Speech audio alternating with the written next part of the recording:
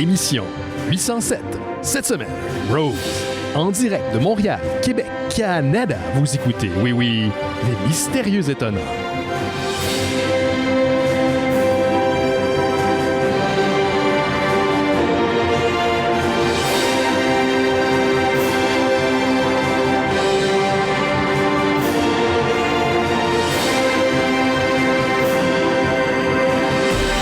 Bonjour à toutes et à tous, vous écoutez Les Mystérieux Étonnants, une émission en balado-diffusion consacrée au BD et à l'ensemble de la culture populaire.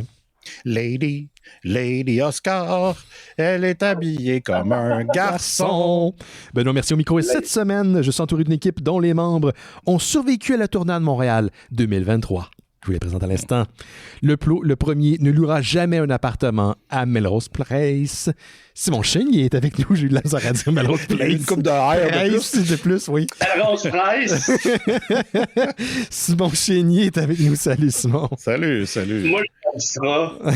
Le deuxième, vous entendez sa voix, c'est une tradition à chaque année. Le co-directeur de la programmation asiatique au Festival Fantasia qui aura lieu cette année du 20 juillet au 9 août. Ben oui, pendant 3 semaines à l'Université Concordia, ici même sur l'île de Montréal. Notre ami Nicolas Archambault est là. Salut, Nicolas. Bonjour. Hey, content de te Merci de me recevoir. recevoir. Ah, ça fait plaisir. C'est bien fin. Écoute, Nick, tu m'as fait, il y a quelques années de ça, le meilleur compliment que tu pouvais me faire à l'effet que tu étais à l'aise de te reçu en entrevue Mystérieux Étonnant, puis que habituellement c'est pas quelque chose que tu aimes faire, fait que je l'apprécie. J'ai dit ça. Je sais que t'haïs ça. J'étais un passionné de film et t'haïs ça, faire des entrevues. Mais ouais. on a un deal, les gens à la maison qui écoutent le show depuis longtemps le savent. On te le donne quand même assez lousse, assez pas de piège. Je t'ai demandé de pouvoir, dans ta programmation, aller chercher certains films que tu voudrais mettre de l'avant.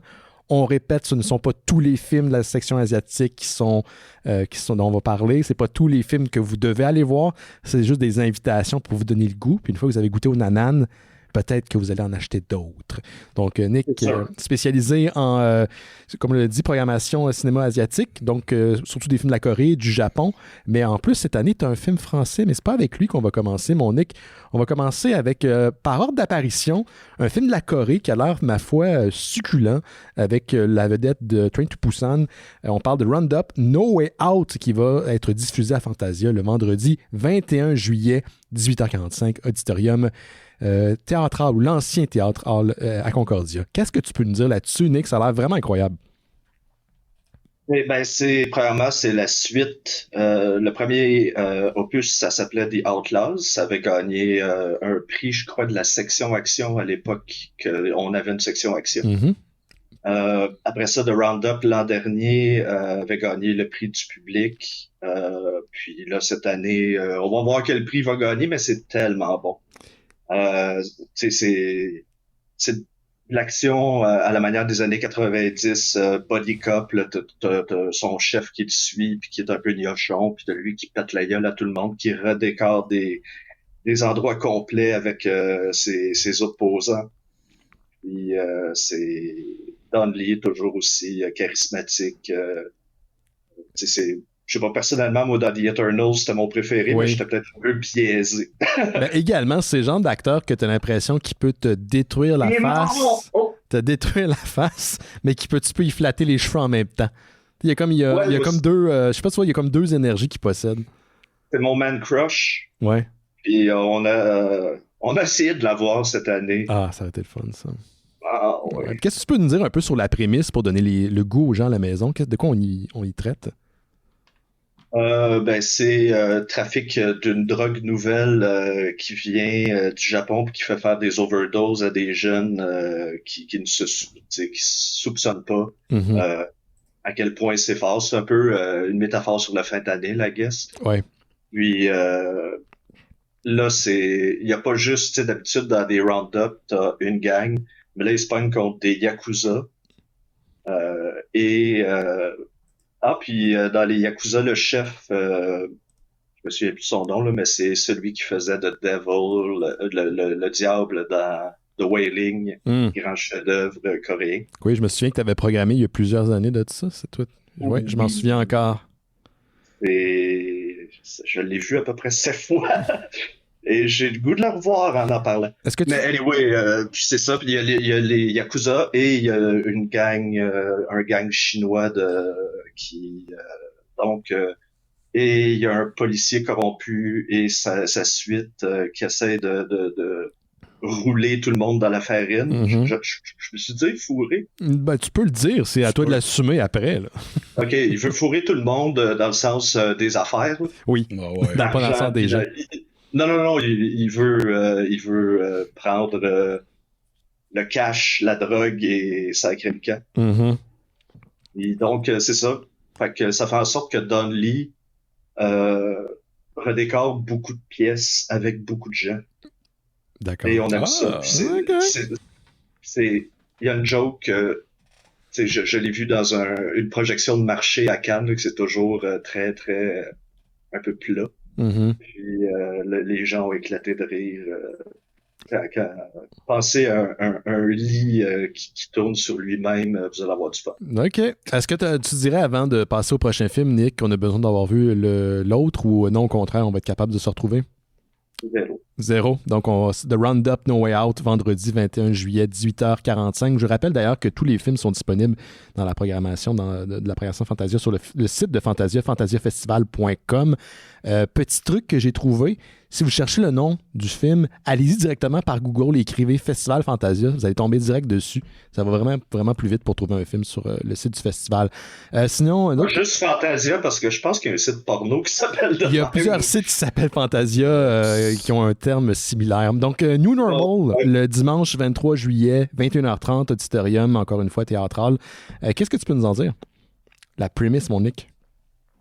Hey, c'est étrange comme film.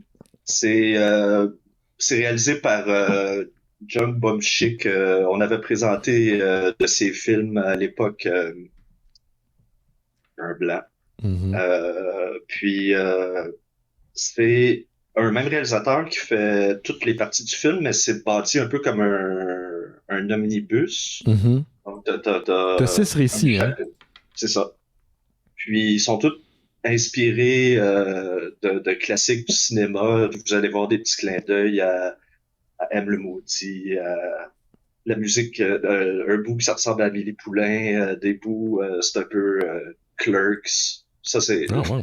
Et c'est un film qui va c'est un film qui va en crescendo du début à la fin. OK. Puis c'est ça, ça parle beaucoup de médias sociaux. Puis l'humour est très noir, donc les gens qui s'offusquent facilement, vous allez vous offusquer. Mm-hmm. Puis, mais tu sais, c'est pas non plus. C'est pas le safari, là, on s'entend. Là. C'est pas ça que tu veux dire.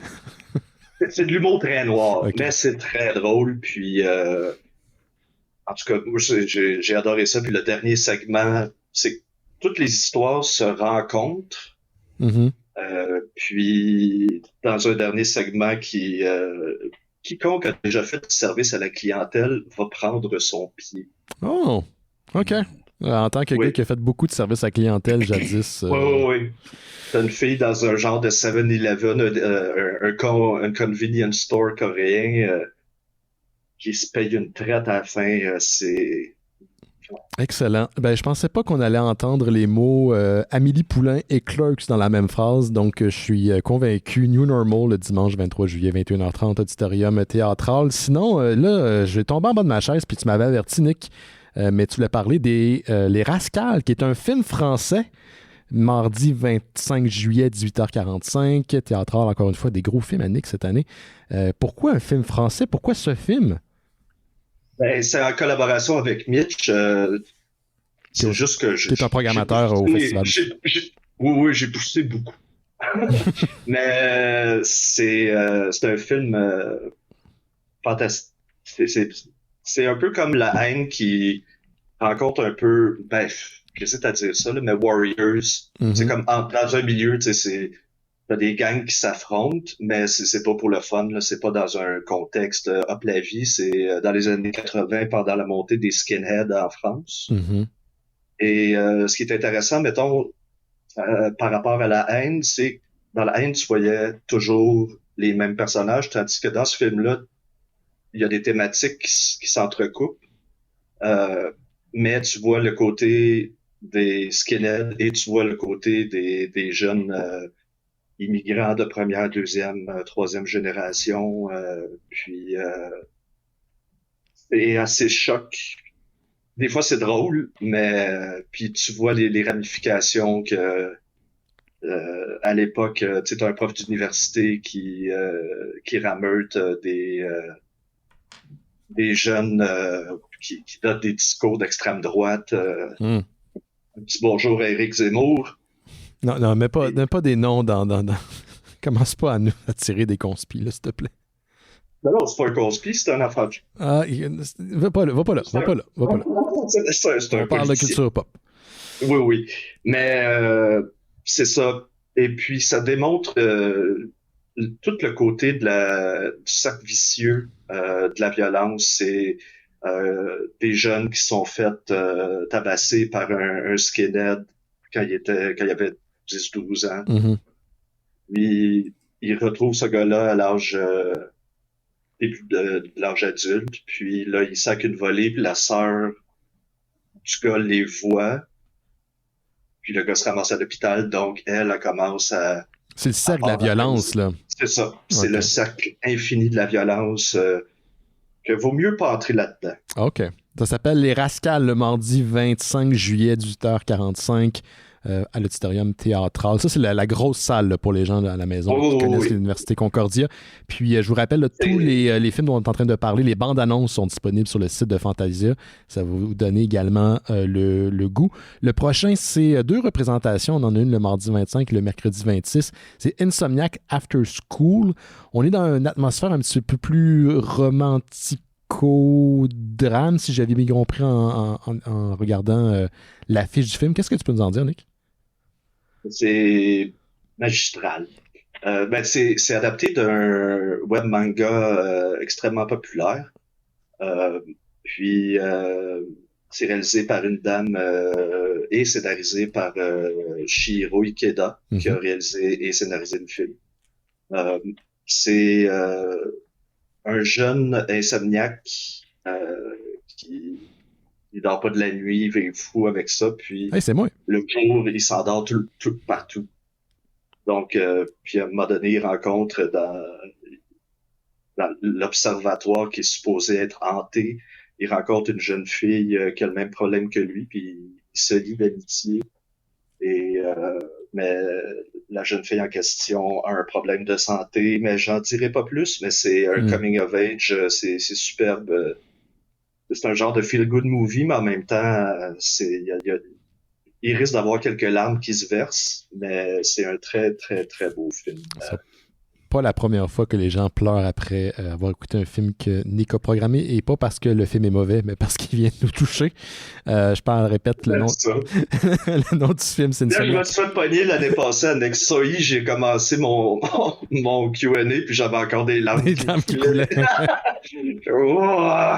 Insomniac After School, donc le mardi 25 juillet, 18h50. Salle Gia de Sèvres cette fois-ci. Encore, oui, Gia de Sèvres le lendemain, mercredi 26 juillet. À 16h15, pardon. Le prochain, j'ai envie de dire que c'est un genre de film à la face-off. Malheureusement, Nicolas Cage, qui était censé être présent au Festival Fantasia, ne peut pas l'être à cause de la grève des acteurs aux États-Unis, puis on le comprend. Exactement. Donc, Devils, pardon, je me mélange avec The Devil, que j'ai vu à Fantasia il y a genre 10 ans de ça, mais Devils, mercredi 26 juillet, 21h15, au Théâtral. Donc, un film où, à la face-off, là, où est-ce que l'esprit d'un policier se retrouve dans celui d'un tueur en série et vice-versa, si j'ai bien compris. Oui. Mm-hmm. Mais il y a des twists dans ce film-là. C'est loin d'être évident de... on n'est jamais certain que c'est ce qui se passe qu'on comprend, en gros. OK. C'est une super belle... j'ai beaucoup de vocabulaire dans cette description-là. C'est bon! Bon film! Allez voir! Film. C'est une première réalisation de Kim Jae-hoon mais ce que j'ai adoré de ce film-là, c'est que ça va à fond dans un délire. Au début, je trouvais ça un peu bizarre parce que En tout cas, il y a un policier qui prend une décision vraiment conne. Hey, Ben, c'est la police. Cette décision-là nous amène vers une pente descendante, mais à chaque fois que tu dis hey, ça y va loin, mais ça continue, ça y va à fond dans le délire, puis c'est le fun. OK. Ça, c'est Devils. Sinon, Miss Apocalypse, 2 représentations encore une fois, vendredi 28 et vendredi 29 à la salle J.A. de Sèvres le vendredi. Non, c'est pas vendredi. C'est vendredi 28 et samedi 29, pardon. Salle J.A. de Sèvres, les 2 fois. Là, on est au début des années 2000, donc juste avant le bug de l'an 2000, on suit une femme, je ne veux pas que ce soit péjoratif, mais quelconque, une vie ordinaire, qui se retrouve comme dans une situation absolument impossible. Oui. Elle croit vraiment que l'apocalypse va arriver le 1er janvier 2000 à minuit. Et puis, elle est amoureuse d'un collègue qui fait de la fraude, puis elle, en le sachant plus ou moins, elle participe à ça. Donc, après avoir passé la nuit fatidique avec son collègue, lui, il va se livrer, puis elle va se faire arrêter. Et le monde n'arrête pas. Ce n'était pas la fin du monde. Ben non. Puis à sa sortie de prison, elle rencontre l'ancienne femme de ce collègue-là qui est toujours en prison parce que lui a une peine plus lourde. Et elle est quadraplégique.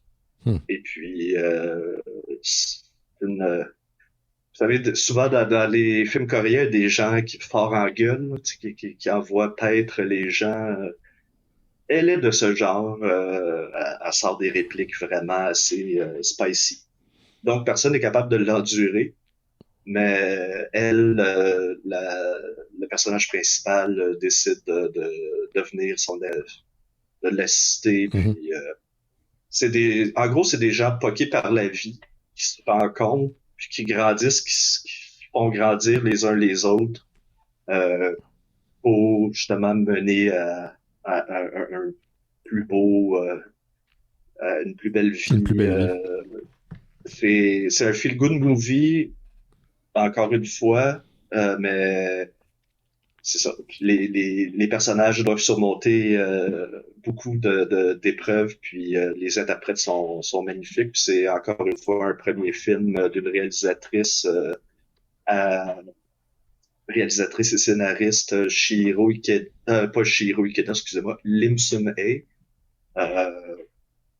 qu'on va surveiller. D'ailleurs, elle va être là aussi à la projection. Excellent. Là, on arrive à la fin ou presque. Là, on a 2 fois un film qui s'appelle Tokyo Revengers. C'est le Part 1, le vendredi 29 juillet, 19h au Théâtral. Et la suite, Tokyo Revengers 2, Part 2, le vendredi 30 juillet à 19h également au Théâtral. Là, on a-tu besoin d'avoir vu le premier? Là? C'est quoi ça? Qu'est-ce que ça mange en hiver? Là? Ça a l'air d'une gang de Yakuza. C'est des petits bums. Des petits bums. C'est des étudiants. C'est une histoire de voyage dans le temps. Quoi? Je sais pas, je pensais pas que t'allais là. Oui. C'est préférable d'avoir vu le premier, mais il est disponible sur Crunchyroll. Ouais. Donc, vous pouvez le voir avant la projection de Tokyo Revengers 2 Part 1 et Tokyo Revengers 2 Part 2. Yes.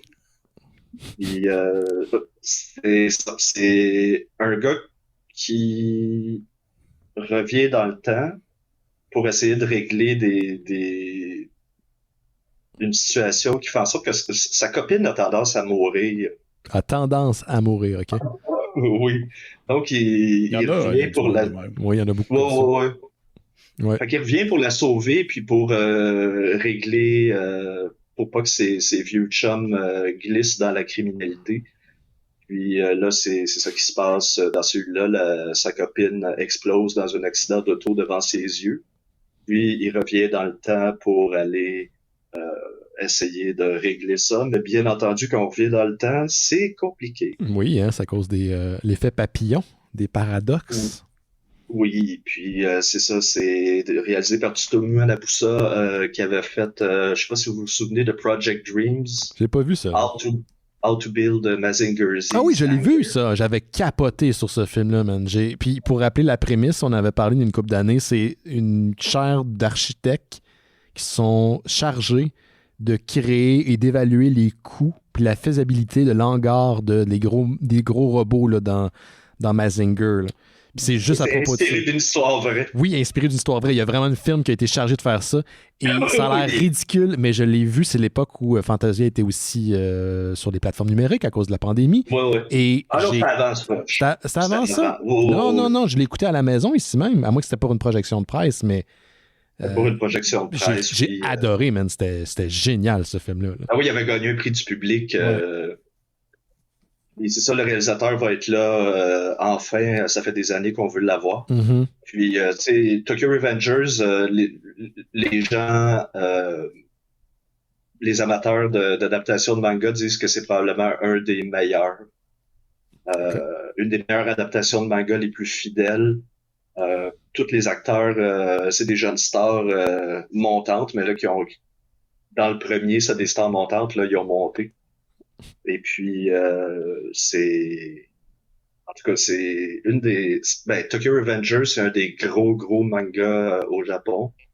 Et puis, ce film-là leur rend justice. Chose Qui est pas facile. qui est pas facile, mais à ce point-là, c'est très rare un manga est aussi bien adapté. Puis, c'est ça, c'est... Il y a de l'action et de la violence parce que c'est des jeunes qui se tapent sa gueule, des guerres de gang. C'est assez complet comme divertissement. Excellent. On va conclure, Nick, avec ton prochain, puis on rappelle qu'il y a plus de films que les 6-8 qu'on vient de mentionner. Il y en a beaucoup plus. Killing Romance, vendredi 4 août, 19h, auditorium théâtral, encore une fois.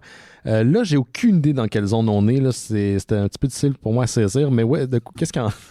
Parce que des fois, c'est le problème d'ailleurs avec la cinématographie japonaise puis coréenne. Tu sais pas si c'est un drame ou une comédie, et c'est souvent les deux. Mm-hmm. La rupture de ton. Oh, man. En Corée, c'est les maîtres. Yes. Ils savent exactement comment manipuler un public. Vous riez, vous allez arrêter de rire. Là. Ouais. Et plus personne ne rit. Exact. J'adore. Mais oui, Killing Romance, c'est un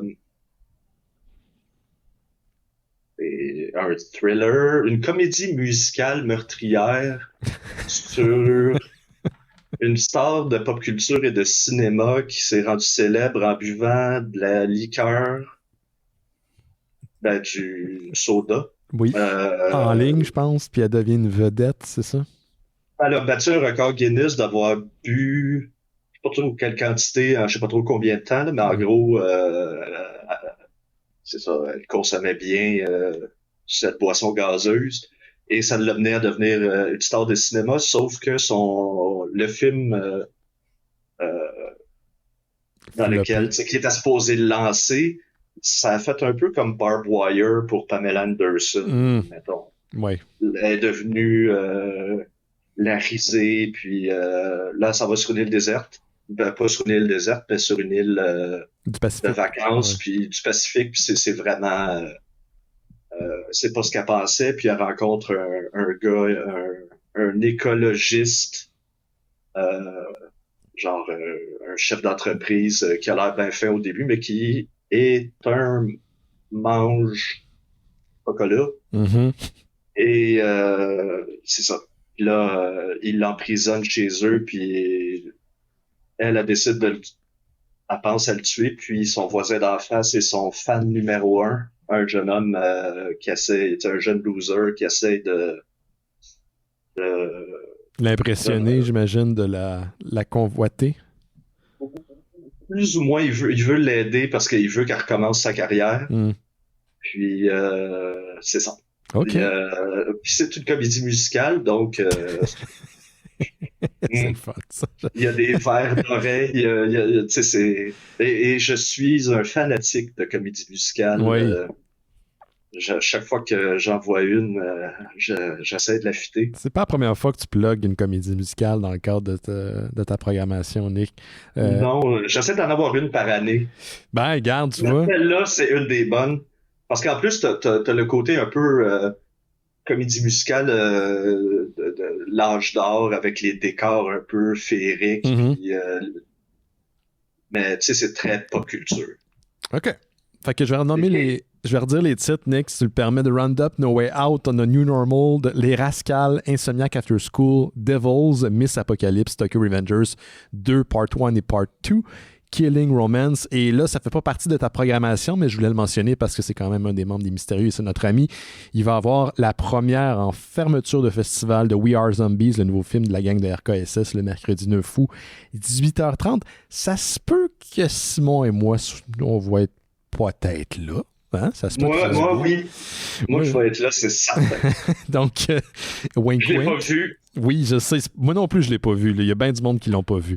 Je sais que notre ami Rémi Fréchette l'a vu, mais il m'en a pas parlé et je n'ai pas posé de questions. Donc, ça, c'est le nouveau film de notre ami Johan Carl-Wissel, We Are Zombies, adapté d'une bande dessinée de Guy Davis, le mercredi 9 août. Merci, Nick. On rappelle que la programmation complète est sur de fantasiafestival.com. Et tu as un nouveau... Est-ce que je me trompe, mais cette année, tu as Steven, qui est aussi un des co-programmateurs de la section, Oui. qui vient de rentrer. Steven, qui était... je m'excuse, je ne sais pas si je peux bien prononcer son nom de famille, mais Steven Shu-Young Lee. Chung Hung Lee, qui était avant bénévole, qui est devenu partie des gens qui ont commencé à travailler pour le festival et maintenant il est co-programmateur pour le festival. Oui, et même chose pour Alissa Duval-Nouang, qui est responsable des médias sociaux et elle aussi est devenue une programmatrice associée dans l'équipe asiatique. Voyez? Donc, vu que je suis un mononcle, ça me prenait du monde jeune pour me reprendre quand je dis des niaiseries. C'est correct. Puis vous voyez, je suis un mononcle, j'ai 47 ans. Ça paye rester à Fantasia parce qu'on devient éventuellement programmateur. Moi, j'ai pas été là assez longtemps pour le devenir. Mais oui. Si tu étais dans le cinéma asiatique, je te prendrais mon ben. Tu connais ça plus que moi, mais c'est pour faire un clin d'œil. Comme Fantasia, je fais des blagues, mais c'est quand même une belle expérience de vie que j'ai eue à travailler pour vous autres. Puis, sait-on jamais ce qui peut se passer dans le futur. Et j'aimerais bien vous revoir cette année, aller faire un tour là-bas parce que je trouve que c'est un super beau festival. C'est quand même 3 semaines, 21 jours du cinéma comme il se retrouve jamais ailleurs, même sur les plateformes par la suite. Là, c'est super difficile de trouver les films qui ont été projetés à Fantasia. Donc, c'est un festival qui est unique en son genre parce que je trouve que ça amène un cinéma différent, mais une énergie différente. C'est comme le côté érudit, académique, mais éclatant en même temps, Fantasia. Puis je trouve que c'est pas l'un des événements les plus intéressants de l'été. Donc, merci. Puis tu as été dans l'équipe de Fantasia, puis non seulement tu es le seul avec qui je suis à l'aise de faire des choses en radio, même que j'ai hâte de faire votre show. Excellent. Mais en plus, tu m'as rendu à l'aise de faire de quoi pour la TV. Oui. Et ça, c'est un miracle. Je n'ai même pas vomi avant. C'est bien. On a joué au dard, je pense, dans notre segment à un moment donné. Là, dans un des premiers segments qu'on avait fait jadis là, pour ma TV. Oui, c'est vraiment le fun. Non, ce serait le fun que ce projet revienne éventuellement. En tout cas, j'envoie ça en l'air. Il faudrait qu'on ait des dards plus, tu sais, pas 2 dards, 3 dards. C'est une vraie game, là. On est plus à mer depuis ce temps-là, fait qu'on a besoin de plus de dards maintenant. OK. Salut Nick, c'était Nicolas Archambault, co-directeur de la section asiatique au Festival Fantasia. Allez voir la programmation sur le site du festival, puis allez vous acheter vos billets. Je pense qu'il reste encore des billets pour la première de We Are Zombies, si je me souviens bien. Là, en tout cas, il me semble. Je suis pas sûr. Hier, il en restait, en tout cas. Fait que, mais il en restera pas longtemps. Il n'en restera pas longtemps, c'est ça. C'est ça. Soyez curieux. Vraiment, là. Ayez du fun de regarder ça. Puis quand quelque chose a l'air de vous sonner une cloche, n'hésitez pas. Moi, j'ai commencé à la même place que le public. Puis c'est ça, là. Fait qu'on va aller se voir, on va sûrement se voir dans le festival, je vais te faire un petit coucou, puis aller voir le monde aussi que j'ai pas vu depuis un moment. Salut Nicolas! Salut, bye-bye! Merci, salut, ciao! C'était Nicolas Archambault. Sympathique, ça faisait longtemps que je lui avais parlé, j'étais bien content d'y jaser. Une autre personne avec qui ça fait longtemps que j'ai pas jasé, c'est notre ami Simon Chénier. Salut Simon! Hey, c'est moi, ça. Ben oui, t'as pris un petit break pendant une couple de semaines?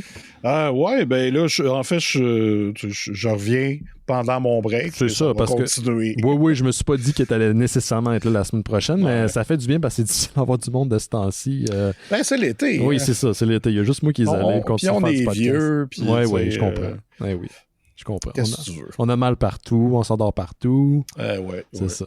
Mais au moins, je suis content. Tu es là cette semaine. On va avoir une couple d'affaires à parler. Peut-être mentionner qu'hier, vous avez enregistré un épisode de Noël chez Isidore dans le cadre du ZooFest. On peut-tu parler de ça?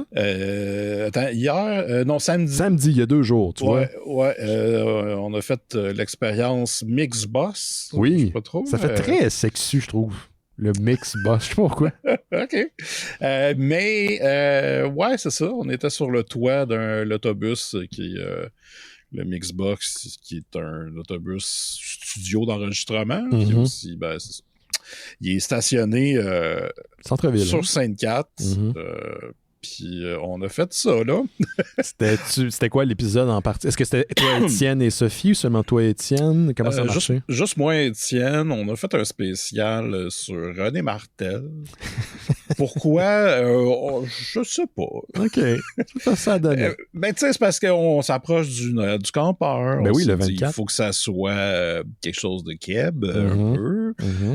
Puis là, moi, j'avais 2 spéciaux avec elle qui animaient que je me suis dit, on pourrait écouter ça. Fait qu'on a parlé de René Martel à tous les gens, tous les passants qui se promenaient sur Sainte-Catherine. Nice. Il n'y avait pas grand monde qui savait qu'est-ce qui se passait. Fait que les tunes de Noël en été, c'est sûr que... C'est que j'aime ça. Mais nous autres, on a eu du fun. Moi, il a fallu que je me concentre à regarder Étienne au début parce que beaucoup d'anxiété face à parler de quelque chose devant plein de gens qui sont pas là pour ça. Qui sont peut-être pas au courant de qu'est-ce que c'est. Là. Ouais, là, c'est un autre coche de gêne, mais ça s'est bien passé, puis c'était le fun. Et là, l'épisode devrait sortir sûrement à la fin de semaine prochaine, le temps que je le monte. Puis c'est ça. C'était le fun. Excellent. Donc, Noël chez Isidore, un podcast pour les dépendants affectifs du temps des fêtes et tous les autres. Donc, spin-off des Mystérieux. Un truc à part entière, on s'entend, mais qui est hosté sur le site des Mystérieux. Ben, hâte d'écouter ça. J'écoute tous vos épisodes. Sinon, je rappelle que nous aussi, on a un live qui s'en vient, auquel tu participeras pas. Toi, tu ne seras pas présent, mais les Mystérieux sont présents. Quelques-uns des Mystérieux sont présents. Le jeudi 27, 17h, ça sera dans le cadre du festival Juste pour rire. Donc, le grand papa du ZooFest, donc, ça aura lieu dans la tente podcast. C'est quoi? Je ne pensais jamais de ma vie dire ça. J'ai tellement hâte de le dire live. Mais je pense que comme toi, je suis stressé du fait que je sais que les gens qui sont là risquent de ne pas être des gens qui connaissent le show.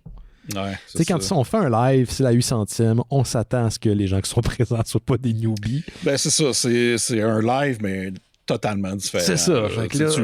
Tu le fais comme normalement en regardant le monde avec qui t'es. Puis, c'est ça. En espérant tu le fais pas pour le public. T'sais. Pas de problème que le monde n'aime pas ça puis qu'il s'en aille, mais moi, ce que j'aime pas, c'est quand le monde parle ou qu'il te regarde weird. On en a eu une couple de fois de ça, puis ça, c'est moins le fun. Mais je pense qu'on va avoir du fun quand même parce que notre invité, c'est Samuel Quentin, auteur qui est aussi BDiste, dont la bande dessinée White Horse va être adaptée bientôt au théâtre. Ville et Misérable, une autre de ses bandes dessinées, va être adaptée au cinéma. Et écoute, il vient de sortir son premier opus, Sheriff Junior, le premier d'une série. Je ne pourrais pas dire de combien, par contre, là, mais c'est 400 quelques pages et c'est, comme Gauthier le dit, un des meilleurs dialoguistes au Québec en ce moment. Un des meilleurs, oui. C'est un des seuls, en tout cas, moi, qui m'a fait rire à haute voix là, en lisant sa bande dessinée. Je vais être accompagné de Gauthier. Il va y avoir également notre ami Laurent Boutin et Jake et moi. 17h, jeudi 27, dans la tente C'est quoi? Ça va être sur l'esplanade de la Place des Arts. Je vais partager sur les médias sociaux. Il y a une carte là, qui montre où ça se passe exactement. C'est gratuit. Fait que si vous êtes fan des Mystérieux Étonnants, si vous êtes dans le coin, venez nous voir. Ça va être 1 heure et l'épisode sera disponible éventuellement, je pense que c'est 1 mois plus tard, sur notre plateforme de podcast, donc sur le fil RSS des Mystérieux Étonnants. Il y a peut-être un lundi qu'on ne fera pas puis on va diffuser ça à la place. Mais donc, si vous voulez avoir l'exclusivité, ça va être le jeudi 27, 17h, tente podcast. C'est quoi? Pour Mais une entrevue ça passe pas à c'est quoi, là? Non, c'est juste comme c'est quoi qui Commandite. Tente de podcast. C'est ça. Ça serait drôle, hein, qu'ils écoutent, puis ils sont comme, man, ces gars-là, ils ont du talent, on pourrait leur donner un show. Je vois pas ça arriver, mais qui sait, hein? Fait qu'il y a plein d'autres podcasts d'ailleurs qui vont être disponibles au courant du festival dans la même tente. Et je sais que c'est notre ami Chuck Thompson qui fait le gong show, en tout cas qui fait la technique du gong show, qui va faire aussi la technique pour l'événement. Donc on va être en bonne main. Bien hâte de vous y voir, espérant qu'il y ait du monde qui connaissent les mystérieux qui vont se pointer. Fait que c'est ça pour les grosses plugs, Noël Chisdor, puis nous autres le 27. C'est ça. C'est tout. Rien d'autre. OK. C'est bon? Pas d'autres plugs. Non, pas pour l'instant, en tout cas. Ah ben. Ouais. Qu'est-ce que tu as dans ton sac à surprise, M. Smith? Écoute, moi, j'ai lu pas mal d'affaires. Oui. Et je vais vous en parler. Est-ce que c'est des X-Men que tu as lus? Je peux commencer par le X-Men. Previously on X-Men. Mm-hmm. Dernière fois, j'étais au show, je pense que je m'en allais, où je commençais Age of Apocalypse. Ouais, un gros morceau. Ouais, là, j'ai passé à travers. C'était bien bon. C'était bon, t'as aimé ça, sans ironie? Sans ironie, il y avait des titres meilleurs que d'autres, évidemment. Ouais. Parce que c'est ça, tous les titres des X-Men changeaient pour cette occasion-là. Dans ceux qui étaient bons, je dirais que Generation Next, c'est pas mal le meilleur, parce que c'était vraiment...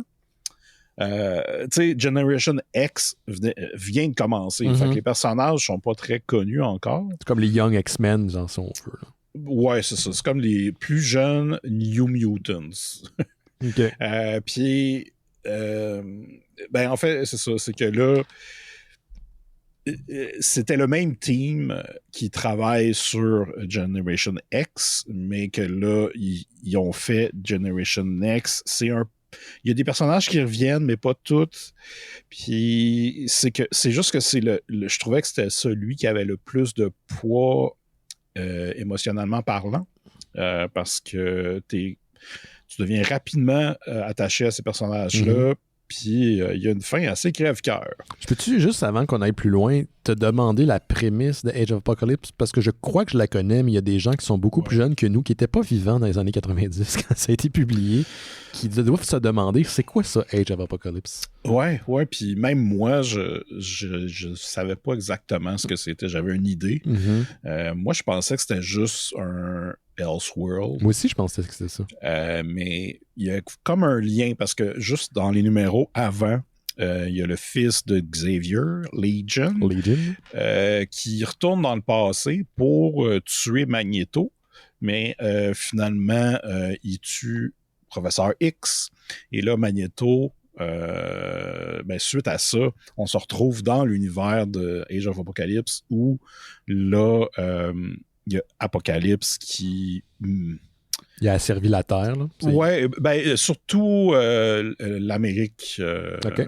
Parce qu'en Europe, il y a encore la résistance. Okay.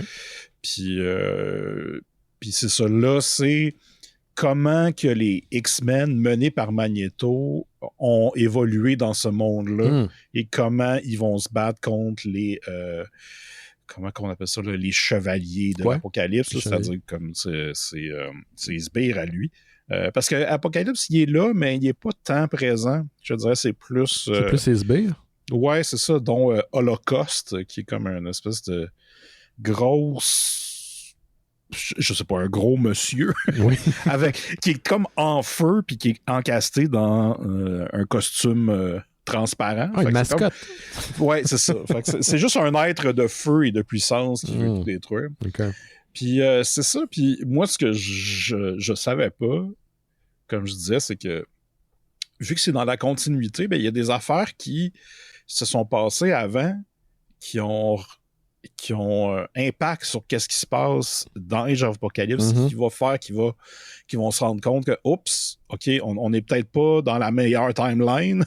Fait qu'ils se rendent compte qu'ils sont comme dans un genre de Elseworld. Exact. Okay. Fait que là, c'est ça, ils comprennent que si Xavier meurt pas, ce monde dégueulasse-là, n'existe pas. Fait que là, c'est le but d'essayer de trouver le Macron Crystal qui va aider à retourner dans le temps. En tout cas, je sais qu'ultimement, cette continuité-là est restée, dans le sens qu'elle est quelque part, elle existe. Là. Je sais qu'on l'a revu dans les titres des X-Men. C'est comme n'importe quelle timeline des X-Men. Il y en a comme 20 000, puis elle s'efface jamais complètement. Là.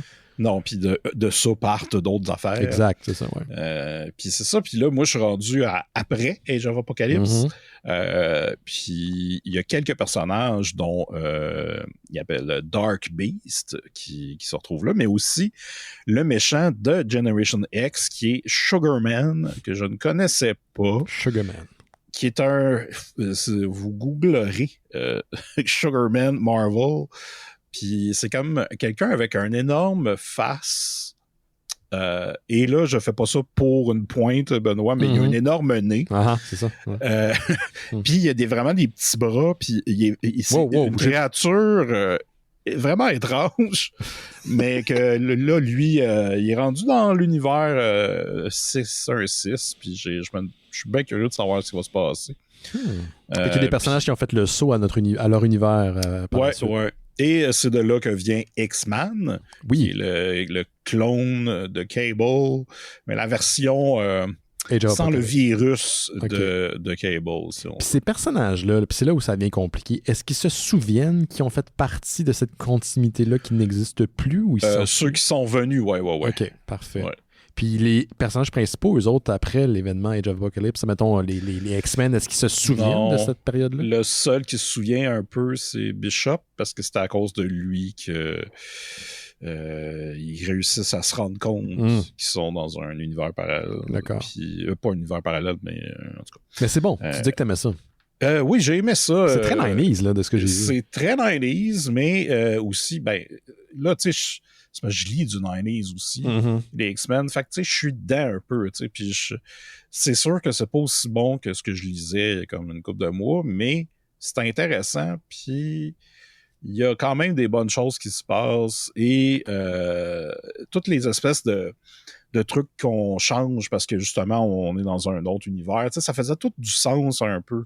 Que là, Cyclops, lui, il est rendu le chef des comme de l'armée de Apocalypse parce que tu sais, il n'y a pas eu de mentor avec Xavier, mais que il y a Wolverine qui est avec Jean Grey, qui sont comme dans la résistance en Europe puis qui contrôle des sentinelles. Il y a plein de bonnes affaires, le fun. C'est sûr que c'est quand même une grosse lecture parce que c'est... Attends, il y a, je pense, à peu près 8 titres, puis il y a 4 numéros par titre. Oh my God. Plus, toutes les à côté, les one-shots, tout ça. Mais, il y a des versions collectées. Collectées. Oui, des intégrales. Qui ouais, c'est ça. Que ça se lit bien comme ça. Puis c'est ça, il y a des affaires moins intéressantes, mais en général, j'ai eu bien du fun. T'as-tu eu la chance de mettre la liste à jour dans le Google Doc pour rappeler les gens à la maison dans la section comic book manga du Discord des Mystérieux Étonnants? Il y a en haut une petite pinouche comme une épingle qui est là-dessus, puis on avait mis la liste de lecture de la continuité actuelle des X-Men, donc l'âge Krakoa. Et la liste de lecture que Simon est en train de faire depuis qu'il a commencé avec la run de Chris Claremont, puis donc il est rendu jusqu'à des 90s. Fait que éviter les listes incomplètes, aller chercher la vraie, celle que Simon a faite. C'est quand même incroyable. Vous avez ça gratis quand vous allez sur le Discord des Mystérieux. Puis il y a des gens dont je pense que M. Chuck suivait ta liste de lecture et Martin, qui est un gars qui lit du comic depuis longtemps. Ouais. Donc, c'est ça. Fait que tout est là. Surtout pour un truc comme ça, là, moi, j'ai essayé de fouiller à un moment donné des listes de lecture pour Apocalypse. Puis j'étais déjà mélangé. Je fais, je pense que je vais attendre que Simon passe au travers pour qu'il nous dise qu'est-ce qu'il faut qu'on lise. Ouais, c'est parce que, tu sais, je pourrais dire comme Generation X, puis Astonishing X-Men, puis Amazing X-Men. Ça vaut la peine, mais c'est parce qu'il manque des bouts de l'histoire. Il n'y en a pas assez, c'est ça, ouais. Surtout qu'on est dans l'hyper-connectivité des séries dans les années 90, fait que t'as comme pas le choix. Vraiment. Ouais, c'est ça. Puis là, c'est ça, où je suis rendu Wolverine, vit à l'extérieur du mansion, parce que Sabretooth est à l'intérieur. Oh. Et dans un numéro juste avant le Age of Apocalypse, Wolverine a rentré un éclat dans son cerveau à Sabretooth. Fait que là, Sabretooth, il est un peu... il est simplet, disons. Oui, il est plus sympathique. En tout cas, sauf que est-ce qu'il niaise? Est-ce qu'il ment ou pas? Ouais. Wolverine, lui, il est comme « Non, je te crois pas, t'es un asti. Ouais. » mais il y a Boom Boom qui s'est comme un peu amouraché de Sabretooth. Et je sais que ça mène à quelque chose, mais je sais pas quand. Boom Boom, le personnage qu'on avait vu dans la série qu'on avait lu ensemble récemment. Ouais, exact. Parce que là, les X-Force sont retournés à la Mansion parce que Cable il a décidé de plus aider les X-Men que d'être un team rogue qui se cache des autorités. Là. Je vois. OK. Puis c'est ça, là, il y a aussi la série X-Men qui continue parce que lui, c'est ça, il s'est retrouvé dans le 616 et j'ai bien hâte de savoir pourquoi. Mais Madeleine Pryor est là, qui est le clone de Jean Grey, qui était morte dans Inferno.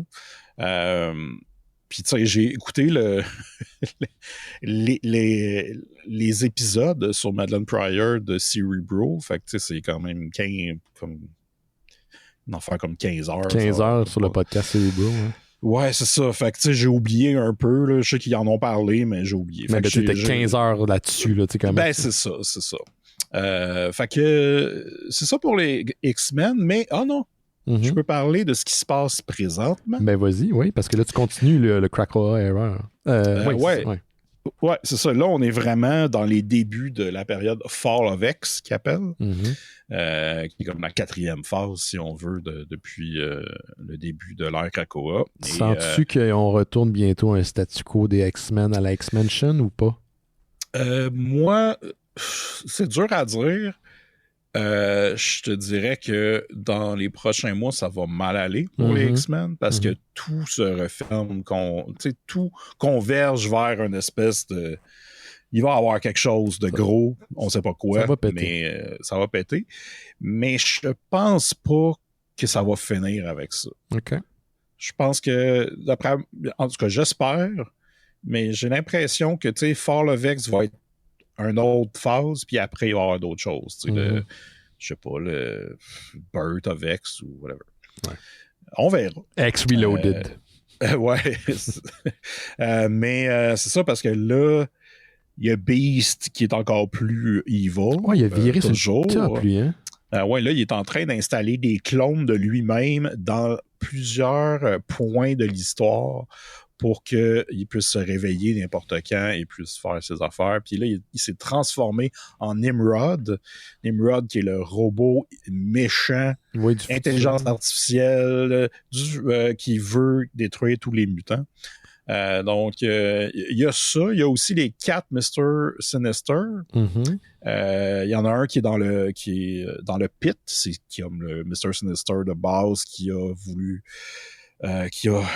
Tu sais, quand j'ai parlé de Sins of Sinister, qui a mis de quoi dans le processus de résurrection pour que tout le monde soit infecté par sa génétique, c'est ça. Fait qu'il y a lui, mais il y a Dr. Statis qui, lui, travaille avec Nimrod et que lui, il a un trèfle sur la tête.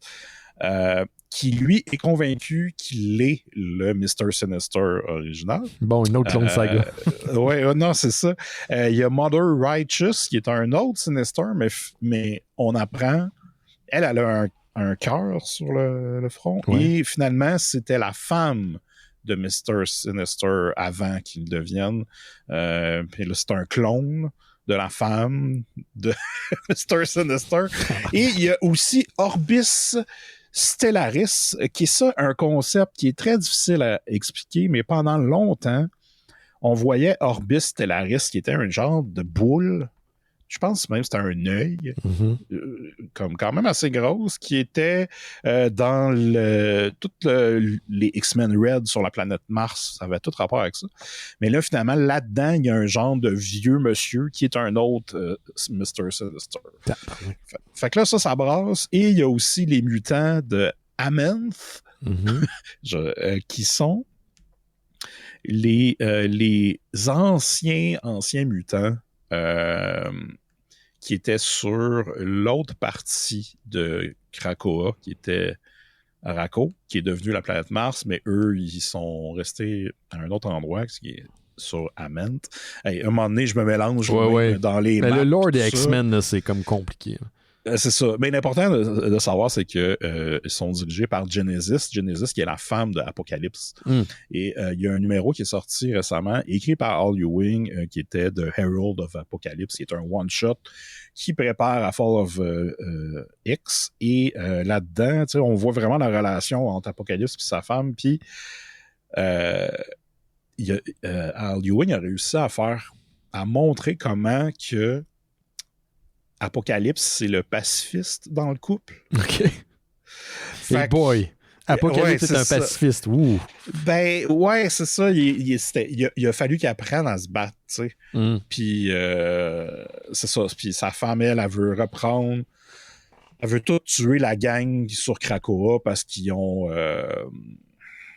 c'est des faibles, dans le fond. Ouais, okay. Fait que tout ça, ça brasse, puis là, il y a le Hellfire Gala qui s'en vient. Il y a aussi... c'est ça, il y a un autre méchant qui a créé un Sentinelle, mais Iron Man, avec la technologie de Stark, parce que Stark, il a plus sa compagnie, puis là, en tout cas, tout va mal. Et j'ai bien hâte. Là, c'est excitant. Ça a l'air. Oui, ça a l'air. Mais là, est-ce qu'il y a une explication pourquoi Beast a viré Evil ou c'est juste la direction que le personnage a pris? C'est la direction que le personnage a pris. Il n'y a pas une raison diégétique pour l'instant. Ben, pas une raison, mais il y a... Alors, faudrait que je le relise, mais il y a un numéro récemment où il explique que il a toujours été comme ça. C'est juste que là, plus ça va, plus ses décisions sont plus extrêmes. Ouais. Puis, tu sais, en lisant le vieux stock, il y en a beaucoup qui vont dire que ça a commencé avec Bendis quand il a ramené les jeunes X-Men. Il prend des décisions pas très éthiques, puis il consulte personne. Mais, tu sais, là, je fais juste lire dans les années 90, puis je me dis... T'sais, on dirait que ça fonctionne. Okay. Si je me dis, il est evil maintenant, je le lis, puis je fais comme, ça pourrait. C'est un peu comme quand Scott Summers a commencé à virer Dark, puis il est devenu son leader de son équipe des X-Men, puis il était du côté plus de Magneto que Professor X. Si tu regardes, mettons, ça a commencé beaucoup avec des Genesis à l'époque, écrit par Ed Brubaker, où on s'est rendu compte que finalement, Professor X avait comme caché quelque chose des souvenirs des X-Men. Puis là, puis à partir de là, il y a eu une couple de points de chute. Puis là, tranquillement, Scott Summers est devenu de plus en plus je dirais pas un asshole, mais quelqu'un qui est déterminé. Là. Il avait ramené X-Force à un certain moment donné. C'est ça. Ben, c'est comme si tu suis la philosophie de Magneto, ben, c'est sûr que c'est plus rough que ce qu'on a connu de Scott, mettons. Ouais. Je suis curieux tellement de voir ce que Marvel Studios va faire avec cette franchise-là parce qu'ils peuvent aller tellement dans plein de directions. Tu sais, moi, j'ai l'impression que... Je sais pas, là, c'est vraiment basé sur absolument rien. Je spécule en ce moment, mais je me demande s'ils vont pas mettre à un moment donné les X-Men de l'avant plus que le reste du MCU pendant un moment. Peut-être qu'on va laisser reposer le MCU puis ça va être juste les X-Men puis leur déclinaison. Ouais. C'est parce qu'il peut juste, pour les X-Men, ils ont du stock pour plusieurs années. Là. Que ce soit des séries ou des films. Puis ça peut exister dans l'univers quand même de Marvel Studios. Fait que je suis bien curieux, ils ont bien du stock. Peut-être qu'éventuellement, ils vont se rendre à Krakoa, une version de Krakoa. Ça serait hot. Ça serait malade. Ouais, c'est sûr. Ça serait malade. Sinon, je peux m'en garder pour tantôt, mais j'ai d'autres trucs que j'ai lus. Ben écoute, je vais prendre la balle au bon parce que j'ai une petite nouvelle concernant les comic books. Je sais pas si tu as écouté les shows dans les dernières semaines, mais il y a comme Skybound Entertainment qui a repris les droits de Marvel, pas de Marvel, pardon, mais de G.I. Joe, de Transformers. Puis c'est un gros coup, là. C'est Skybound Entertainment, c'est comme la société multiplateforme à l'intérieur des Image Comics qui travaille avec Robert Kirkman. Ça a été fondé par Robert Kirkman, mais il reste relativement quand même indépendant. Je ne pourrais pas dire exactement où l'entente se termine, mais c'est un beau gros coup pour Skybound d'avoir mis la main sur un univers comme celui des Transformers et G.I. Joe. Il sera consensuel parce que ça a été regroupé dans ce que Skybound appelle le Energon Universe. Les gens à la maison savent, j'en ai déjà parlé. Puis tout ça a culminé dans le premier numéro d'une série qui s'appelle The Void Rivals, qui est une autre série qui n'a rien à voir avec Transformers ni G.I. Joe, mais qui fait partie du même univers. Il y a comme un gros clin d'œil à la fin, directement lié aux Transformers. Puis c'est drôle parce que c'est comme l'effet Dusk Till Dawn, là. Si tu écoutes Dusk Till Dawn puis tu sais pas qu'il y a des vampires, puis à un moment donné, il arrive à la fin, tu capotes, ben la série est vraiment pas articulée, même pas au niveau du cover, pour que tu puisses savoir d'avance qu'il y a un Transformers dedans. C'est vraiment comme un genre de MacGuffin qui vont sortir vers la fin de la série. Tout ça pour dire qu'ils ont mis la main, Skybound, sur les droits de Transformers. Ils vont publier prochainement une série de G.I. Joe, une série Transformers dessinée et écrite par le man crush de notre ami Jake Dion. Comment on Colin? Darren Johnson, comment il s'appelle? Fuck, j'ai oublié. Là, j'ai un problème de mémoire. Moi avec. En tout cas, ce gars-là, tu sais En tout cas, il y a un mot qui ressemble à Johnson, il y a un mot qui ressemble à Warren. Darren Johnson, enfin de même. Là, il y a des gens à la maison qui nous crient après. Là. Je ne le sais pas, je ne l'ai pas devant moi. Là. Donc, c'est ça. Mais là, Skybound vient de mettre la main sur d'autres droits quand même assez prisés, ceux des Universal Monsters. Donc, ils viennent de signer une entente avec Universal, qui possède les droits. Et le premier titre sera une mini-série de 4 numéros réalisée. Et là, l'équipe est quand même est bonne. Là. Oui, on s'entend, c'est un cash grab. On va mettre une série de l'avant, une mini-série basée sur les Universal Monsters. Mais l'équipe derrière, c'est quand même l'équipe de Department of Truth, qui était publiée chez Image, qui est très bonne. James Tynion de Fifth et Martin Simmons. Donc, c'est l'équipe qui a fait Department of Truth et c'est dans le style visuel, donc aussi de cette série-là qui est très, très, très bonne. Donc, le premier numéro va sortir le 25 octobre. 4 numéros, comme je l'ai dit, et ce sera suivi de d'autres entrées qui vont mettre de l'avant des personnages, des Universal Monsters. Donc, j'imagine qu'éventuellement, le monstre de Frankenstein, par exemple. Mais c'est quand même assez inusité. J'ai hâte de voir ce qu'ils vont faire avec ça. Puis c'est deux grands du comic en ce moment, donc ça risque d'être quand même assez intéressant. Donc Skybound qui, s'ils mettent bien leur cash à bonne place, risque de faire des bidous dans les prochains mois.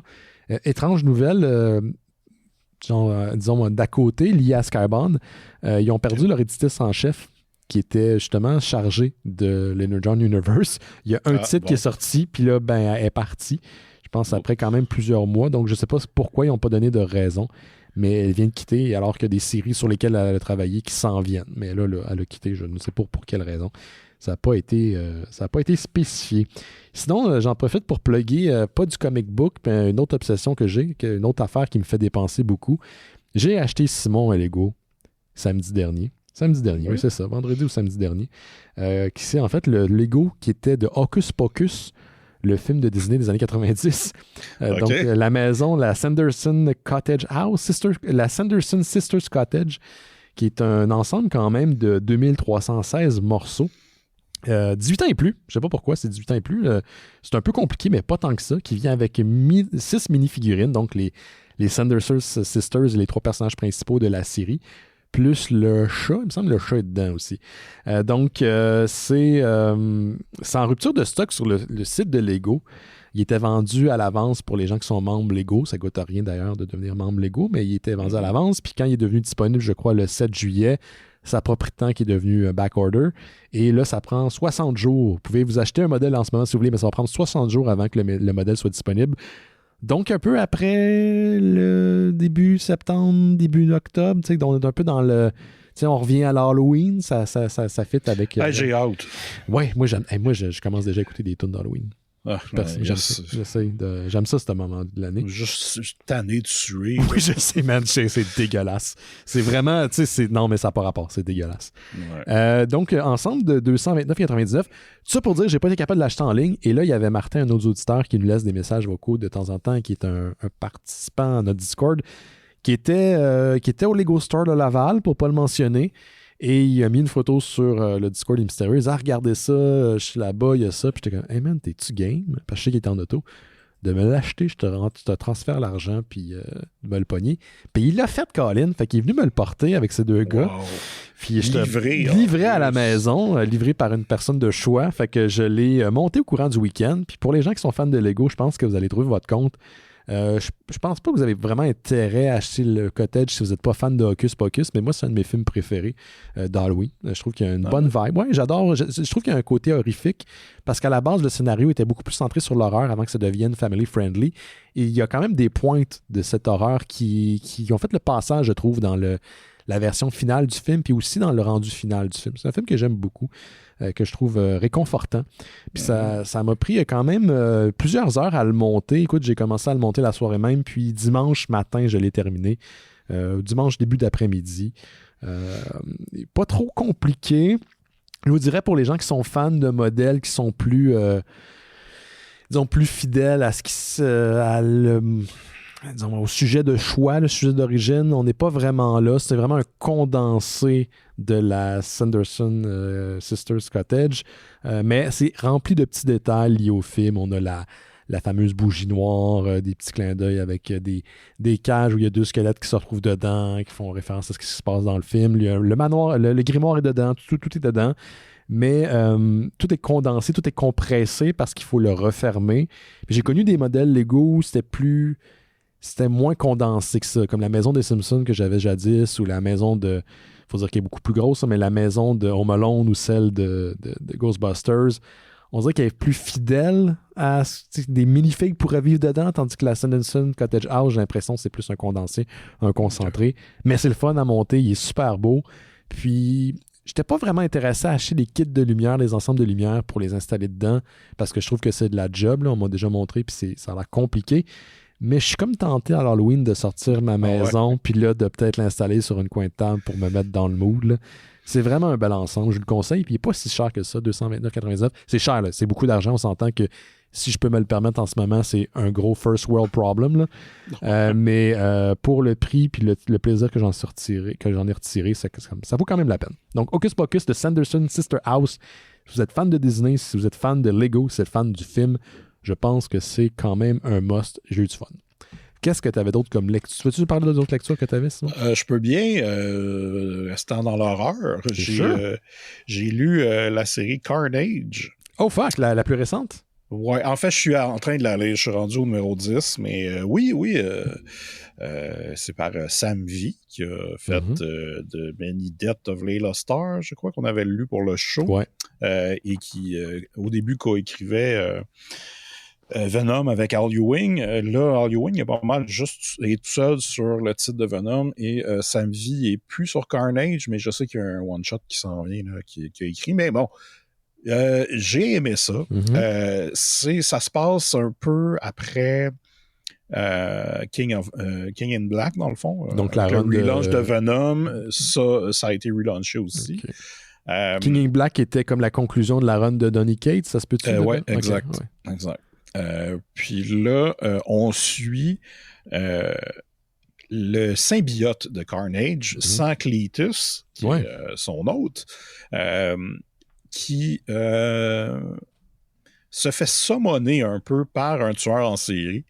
Là, le tueur en série veut devenir son hôte, mais Carnage, il est comme pas...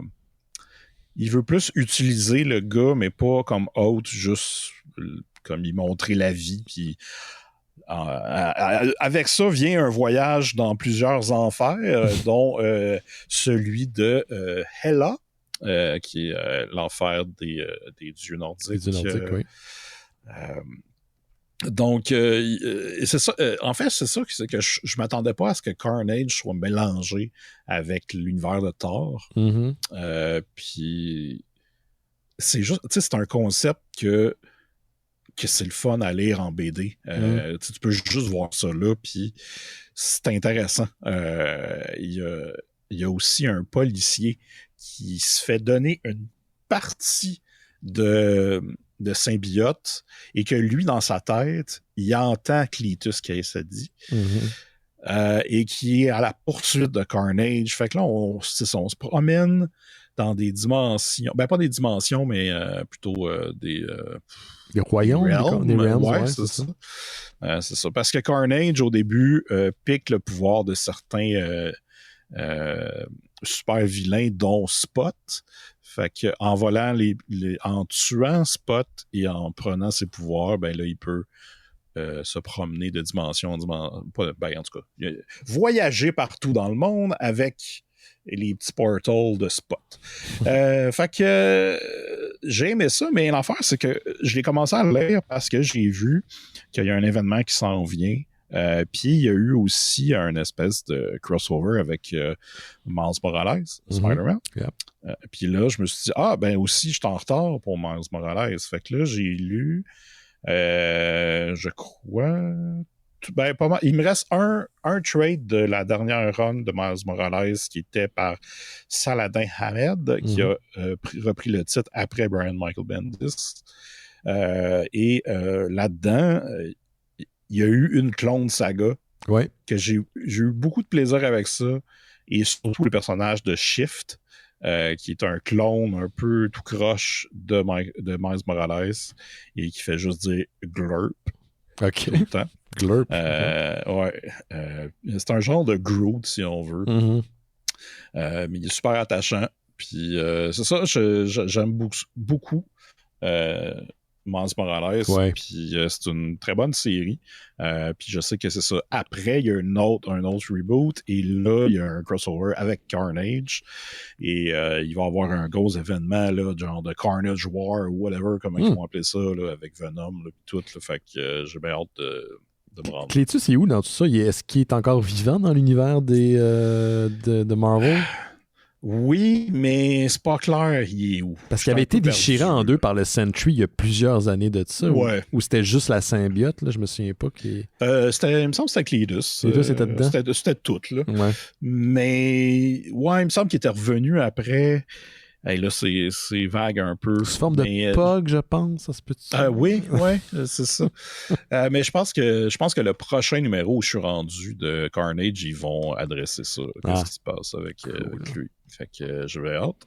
Et aussi, je voulais suggérer la dernière run de Captain America qui vient de finir. Il y avait 2 titres, en fait. Il y avait Sentinel of Liberty et Symbol of Truth. Ouais. Dans un, c'était Steve Rogers. Dans l'autre, c'était Sam Wilson.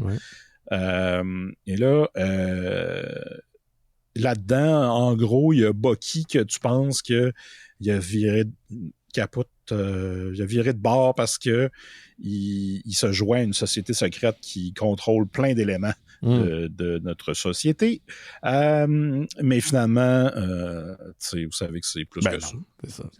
Bucky, c'est mais c'est ça. Fait que il y a ça. Il y a Sam Wilson qui se bat contre le White Wolf. Il y a un team-up aussi avec Deadpool.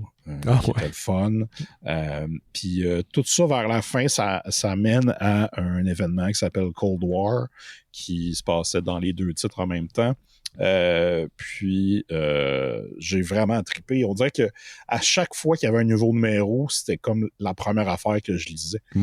Ça se lisait super bien. C'était tu sais, quand t'es capable de rendre Steve Rogers et Sam Wilson sympathique, le fun. Tu sais, ça peut. Il pouvait, tu sais, mettons, dans Brubaker, tu sais, il était plus stoïque, mais là, t'as un Steve Rogers qui se fait des amis, qui commence à dessiner dans une classe de dessin.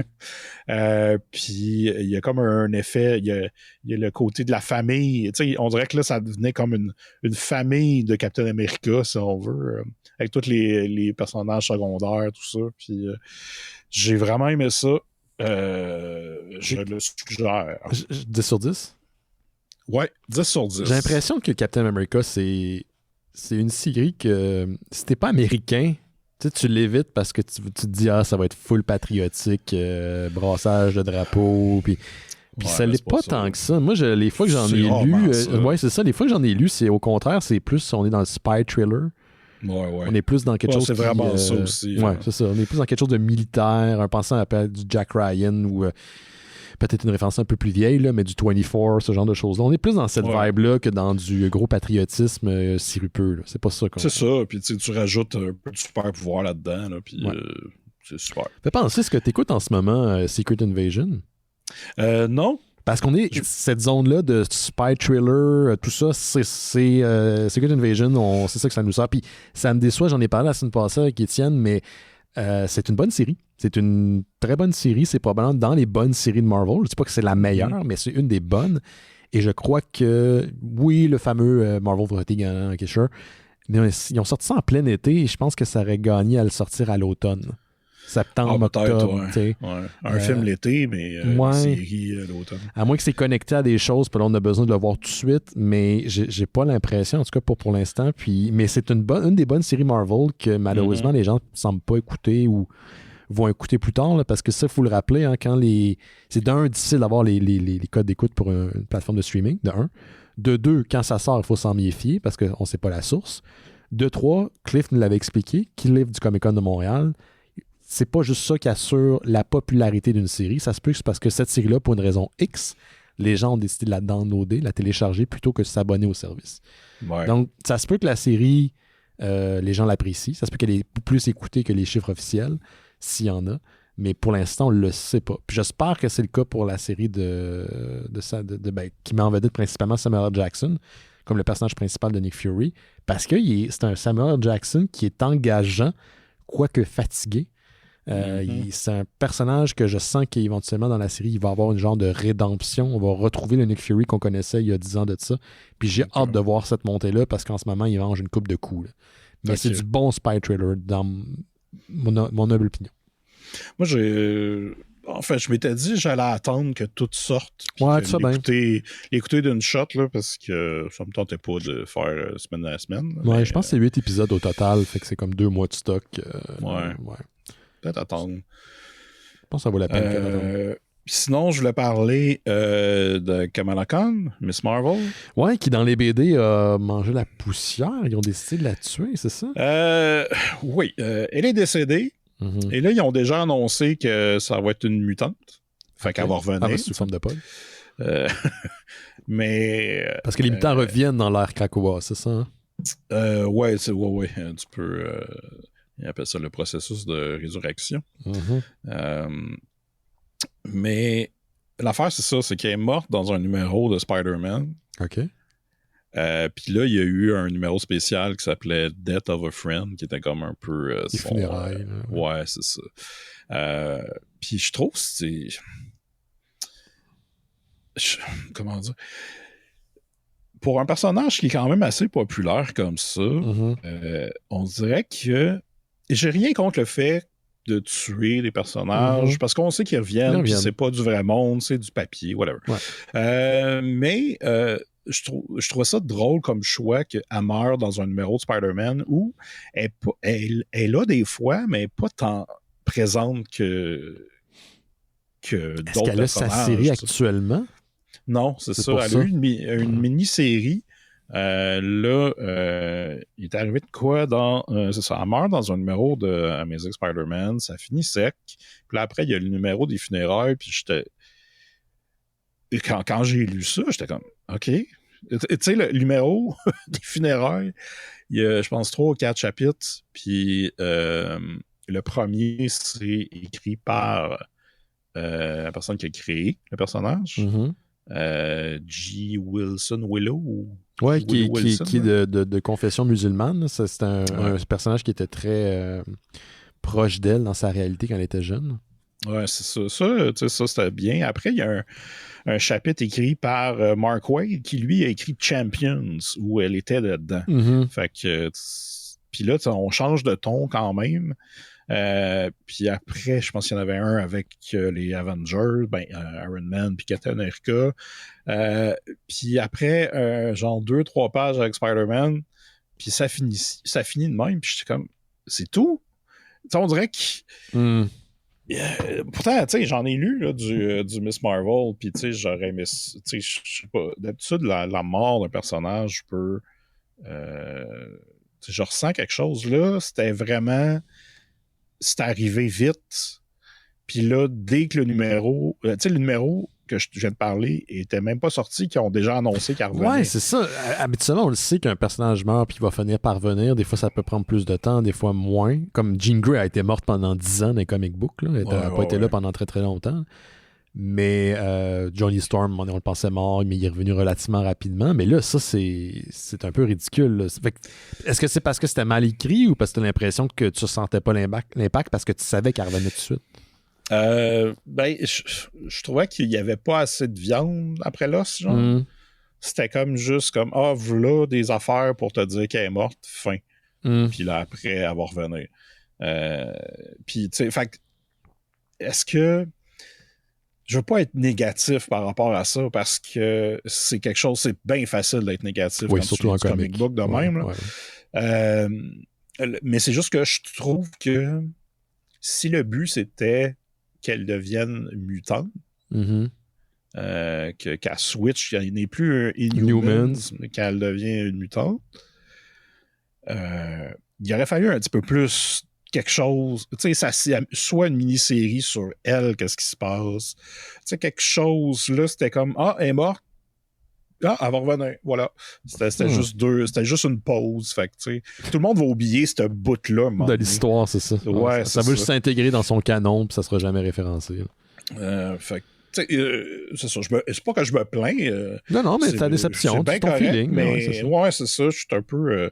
je trouvais que ça se passait trop vite, puis il y avait pas de... J'avais aucune chance d'avoir des émotions. En espérant que son retour ait plus d'impact émotif, émotionnel. Peut-être qu'il va y avoir une tournure plus intéressante, sa famille qui la retrouve la pensant morte. Est-ce qu'il va y avoir des implications religieuses, comme justement c'est une personne qui est croyante et très pratiquante, ça fait partie de sa culture. Est-ce que il va y avoir un lien par rapport à ça? C'est peut-être ça qui va être plus intéressant que la mort comme telle du personnage, mais ça, le futur nous le dira. Ouais. En parlant de futur, Simon, t'avais-tu autre chose ou tu voulais que je te... Non, vas-y, coupe-moi. Je vais te couper. D'abord, écoute, il y a... Ça, vous l'avez vu, là, sûrement passé. Si vous suivez les Mystères Étonnants, vous êtes sûrement branchés sur les mêmes nouvelles. Puis on en a parlé un petit peu tantôt avec notre ami Nicolas Archambault du Festival Fantasia. Mais il y a Nicolas Cage qui a en fait annulé sa présence au Festival Fantasia parce que c'est la grève des acteurs maintenant de la télé et du cinéma, la SAG-AFTRA. SAG-AFTRA du côté des États-Unis, donc l'Union des acteurs, qui vient de rentrer en grève 2 mois après le début de la grève des scénaristes aux États-Unis. Puis écoute, go for it, man. Allez-y, les gars, les madames, là. Man, vous faites bouffer. Puis là, tu me permets-tu juste un petit éditorial facile? Vraiment. Oui, OK. Quand on parle de ces choses-là, il y a tout le temps un tata, rarement dans les fans des mystérieux, mais j'écris plus de blog, là, fait que dans le temps, il y en avait beaucoup de ce genre de tata-là, mais qui commentaient « Ouais, mais ce monde-là font de l'argent. » De c'est pas tout le monde qui est acteur et scénariste qui font de l'argent, de un. Non. De deux, c'est aussi les conditions des contrats, surtout pour les scénaristes qui est problématique. Donc, on travaille non payé pour plusieurs mois parce que le projet est en développement, mais finalement, on finit par travailler au salaire minimum, puis ça n'a pas de sens. Et de trois, si tu fais de l'argent, j'en ai déjà parlé à l'émission, mais je reprends les dires du gars qui jouait George dans Seinfeld. C'est pas normal d'être payé comme ça. Mais si je peux être payé comme ça, il y a quelqu'un d'autre qui va être le payé qui, lui, n'a pas travaillé comme je l'ai travaillé. Là, je paraphrase. Là, fait que oui, c'est aussi bien de faire de l'argent du travail pour lequel que j'ai effectué. Ça veut dire que si vous travaillez, vous êtes acteur dans une série ou d'un film, puis vous gagnez, je dis n'importe quoi, 10 millions, mais que le boss en haut gagne 250, c'est peut-être qu'il y a quelque chose qui ne fonctionne pas puis que ce montant-là devrait être mieux réparti. OK? Ouais. Traitez-moi de woke ou whatever. Là. À un moment donné, je trouve que ça n'a pas rapport puis qu'il y a beaucoup de gens là-dedans qui sont dans des situations de pauvreté et tu as des gens qui font extrêmement d'argent là-dessus. Donc, moi, je suis d'accord que les scénaristes et les acteurs rentrent en grève. De plus, il y a toute l'intelligence artificielle que déjà les producteurs essaient de renfoncer dans la gorge de ces gens-là. Ça n'a pas de bon sens. Fait que Chris, man, tu sais, je veux dire, ça a pris genre quoi, 6 mois, même pas? Donc, que ça rentre dans les contrats, d'utiliser la likeness des gens. Ça, la likeness, c'est votre apparence. Pas de payer vos héritiers ou les gens qui sont votre descendance. Là. C'est que votre likeness fait partie des contrats. Pensez-y 2 secondes. Donc, plus payer ces gens-là. Moi, ça me fait capoter. Ça me fait capoter. Moi, l'affaire, c'est que je me dis... Attends, j'essaie de voir comment je vais dire ça. En fait, c'est parce que pour montrer comment les producteurs et les boss de studio sont complètement ailleurs, il y en a un qui a dit qu'il voulait laisser cette grève-là aller, puis laisser les gens commencer à perdre leur maison, puis je veux dire... C'est dans une rencontre d'exécutifs, je sais pas quel studio, mais c'est sorti, ça a fuité, puis ça a été su. Mais ça montre le niveau de psychopathie. Exact. D'ailleurs, je vous recommande d'aller voir la réponse de Ron Perlman. Oui, qui est allé. Écoute, à un moment donné, t'es tanné de te faire chier. Là. Fait que, ouais, non, c'est ça, si je trouvais ça... tout le AI, là, le fait qu'il utilise ton likeness pour le restant de l'éternité, c'est comme... Fucking débile, man. C'est débile. Puis, tu sais... Écoute, je suis peut-être probablement pas la meilleure personne là, pour défendre ces enjeux-là. Il y a des gens beaucoup plus intelligents que moi et formés pour ça, qui sont plus connaisseurs du sujet. Mais moi, ça me fait J'ai pas de problème avec l'argent. Le problème, c'est que je trouve qu'au Québec, quand on parle d'argent, bon, là, ils se mettent sur une chaise et commencent à gueuler. Là. J'ai pas de problème qu'il y ait des gens qui font de l'argent. Puis de l'argent démesuré, s'il y a de l'argent démesuré à être fait. Mais mon problème, c'est quand t'as du monde au top, puis qu'ils ont tout, puis en bas, ça chie. Ça, moi, j'ai un problème avec ça. J'ai comme depuis longtemps perdu... Excuse, mais aussi qu'ils sont au top parce que les autres ont fait quelque chose. J'ai perdu depuis longtemps l'illusion que les gens au top sont des gens extrêmement performants, puis que c'est pour ça qu'ils font de la... Il y en a, mais à ce niveau-là, je pense pas que ça mérite qu'ils ramassent toutes les gains. Ça me fait capoter. J'avais beaucoup de respect pour Bob Iger, qui est un homme d'affaires qui a ramené Disney, il a fait des choix d'acquisition le fun. Là. Star Wars, Marvel, tout ça. Mais l'espèce de déclaration dégueulasse qu'il a faite la semaine passée, comme quoi les scénaristes et les acteurs avec leur grève veulent détruire l'industrie, c'est comme, comment il a dit ça? C'est irresponsable ou c'est... En fait, c'est de rêver en rose là, de leurs attentes. Ça me fait capoter. Là. Ça me fait capoter. Puis, je suis pas très révolutionnaire là, dans la vie, mais il me semble que de ce temps-ci, ça va mal, puis je suis un peu tanné de cette espèce de fausse dynamique de supposément de méritocratie de merde, que c'est pas vrai que c'est comme ça que ça fonctionne. Ouais. Excusez, j'ai viré tu me niaises 2 secondes, mais là, j'étais comme... j'étais un peu tanné. C'est normal, là. On rush, là. Fait que ça pour dire, Simon. Puis je sais qu'on en fait la promotion de ces plateformes-là, là, mais inquiétez-vous pas, les mystérieux ont quand même cette sensibilité-là. Que, à cause de la grève, il y a des projets qui ont été repoussés. Et des projets qui étaient en production, qui allaient rentrer en production.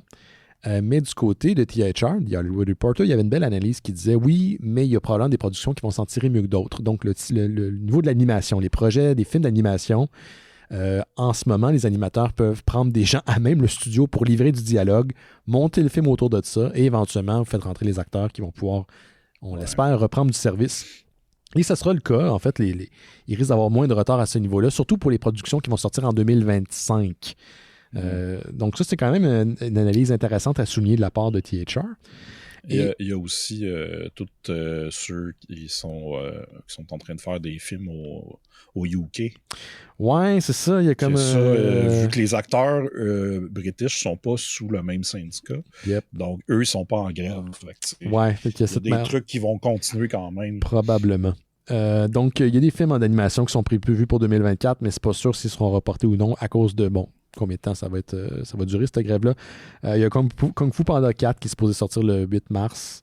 Il y a Spider-Man Beyond the Spider-Verse le 29 mars et Despicable Me le 3 juillet. 3 juillet 2024, voilà. Et Transformer One le 13 septembre, qui est un film d'animation sur les origines de Cybertron. Ça risque d'être plus compliqué parce que c'est des films de 2024, mais c'est pas impossible. Encore une fois, tout dépend de comment de temps ça va durer. Sinon, THR a confirmé l'arrêt de production. Il y en a plus que de la liste qui ont livré, là, mais ils ont été en mesure de confirmer l'arrêt de la production pour Deadpool 3, qui était censé sortir le 3 mai 2024. Ça regarde un peu mal. Gladiator 2, que je savais pas pantoute qui s'en venait, le 24 novembre 2024. Lilo & Stitch et Mission Impossible Dead Reckoning Part 2, le 28 juin 2024. Et Venom 3, pour lequel on n'avait pas de date de sortie, mais qui était supposé sortir éventuellement. Là, tout ça est en arrêt. Il y en a beaucoup plus qui sont en arrêt également, mais qu'on n'a pas de confirmation. Ouais. Fait que c'était ma grosse nouvelle hollywoodienne. Puis si tu me permets, Simon, juste de vous dire que même s'il y a eu cette annonce de grève et que maintenant les scénaristes, les acteurs sont en grève, ça n'a pas empêché Hollywood de continuer quand même à faire des annonces juste avant et après. Et dans les annonces qui ont été faites, c'est la distribution de Superman Legacy qui me surprend. Je ne m'attendais pas à ce que le film aille dans cette direction-là parce qu'on a annoncé de nouveaux personnages qui vont se joindre au film qui est réalisé, scénarisé par James Gunn. On parle de 4 nouveaux acteurs. On a Isabella Mercy qui va jouer Hawkgirl. Hawkgirl dans un film de Superman. Okay. Eddie Gedrick qui va jouer Mr. Fantastic. Non, pas Mr. Fantastic. Oui, Mr. Fantastic, qui est l'espèce de savant qui n'a pas de pouvoir. Mr. Terrific. Terrific, j'ai fait un lapsus. Mr. Terrific, voilà, merci. Ben, je pense. Là, oui, c'est ça, c'est exactement ça, t'as raison. Il jouait Darwin dans X-Men Origins. C'est celui qui meurt en 2 secondes. On a Nathan Fillion qui va jouer un Green Lantern, mais il va jouer Guard Garner, comme le Green Lantern en maudit, en tabarnak. Et plus tard, ça a été annoncé que Anthony Carrigan va jouer Métamorpho. Donc, Superman Legacy ne sera pas juste un film de Superman. Il va y avoir plein d'autres personnages, mais des personnages qui sont très champ gauche. Donc, je vois un peu la vibe Guardian of the Galaxy qui se pointe là-dedans. Très James Gunn. Suicide Squad. Suicide Squad également. Sur le Suicide Squad, qui était très bon. Fait que c'est ça. Sinon... même si Superman Legacy sera le premier film du nouveau DCU, ce ne sera pas le premier projet du nouveau DCU. On parle d'une série animée qui va être disponible sur Max, qui est de l'ancien HBO. Max, qui s'appelle Creature Commando, qui, si tout va bien, va sortir le 11 juillet 2025, ça c'est Legacy. Pour Creature Commando, j'ai pas la date de sortie. Mais j'étais pas particulièrement excité à l'idée de nouveau Superman, même si c'était James Gunn que j'aime bien qu'il le réalise. Mais avec ces nouveaux personnages qui se rajoutent, je suis comme « Oh, qu'est-ce qu'il va faire avec ça? » Et là, je suis très curieux. Donc, je dois avouer que je suis très curieux. Mais bon, est-ce que le 11 juillet 2025 va rester comme date de sortie? Parce que c'est la grève. Des doutes. Moi aussi. J'ai l'impression qu'il y a bien des choses qui seront reportées. Ouais. Est-ce qu'il te restait quelque chose, Simon? Moi, je peux parler de certains films que j'ai regardés dans les dernières semaines. Sure, t'en as écouté pas mal. Ouais, mais tu sais, je ferai pas ça trop long. Garde-toi ça. Ouais. Mais j'ai écouté un film, ça je voulais juste en parler parce que il y a Karl Marotte dedans. Wow, notre Karl Marotte. Ouais, c'est un film qui s'appelle, un TV movie qui s'appelle When Justice Fails, qui est sorti en 99 et qui met en vedette Jeff Fahey, qui jouait le pilote Frank dans Lost. Oui, Frank. Qui a aussi une grosse carrière de film direct en vidéo. Oui. Et il y a Marlee Matlin qu'on a vu dans plein d'affaires. C'est l'actrice qui parle en signe. Oui. Donc, et ce film-là est un peu... c'est la version cheap télé d'un Basic Instinct. Bon, fait que, c'est un peu trailer érotique, mais il n'y a pas beaucoup d'érotisme. Okay. Mais Karl Marotte, là-dedans, joue le partenaire de Jeff Fahey, donc c'est un policier. Et la première fois qu'on le voit, il est en drag undercover. Wow. Après... en fait, son personnage est étrange parce qu'on dirait qu'ils veulent te faire croire que peut-être ça va être lui le tueur, parce qu'évidemment, c'est un film où c'est qui a tué l'autre personne? C'est qui dans la gang, c'est ça. Puis là, à un moment donné, tu catches que ça peut pas être lui. Puis là, il disparaît du film. On dirait que dans comme les 20 dernières minutes, il était pas important finalement. Ouais, puis fait que c'est ça. Il n'y a pas grand-chose à dire là-dessus. Oui, il y a aussi notre légendaire Monique Mercure qui est là-dedans. Donc, si vous aimez ça, des acteurs québécois parler en anglais. Sure. Ça se trouve facilement sur YouTube, le film. Oui, comme le film qui mettait en vedette, le dernier film de Brando qui se passait au Québec, là. T'sais, on a Martin de Rainville qui joue un tenancier de bar. C'est vrai. Opposite. Hey, man, je l'ai vu une fois, là, puis j'ai comme oublié ce film-là. Là. Je peux même pas dire comment ça se finit. Tu vois, tu te souviens de Martin de Rainville. C'est parce que je l'ai vu, c'est Louis XIX. C'est ça. c'est l'étoile dans cette affaire Absolument. très drabe. Pour vrai, il donne plus de son... Comment je peux dire ça? Il donne plus de lui-même que Brando dans ce film-là qui est sur le snooze. J'imagine.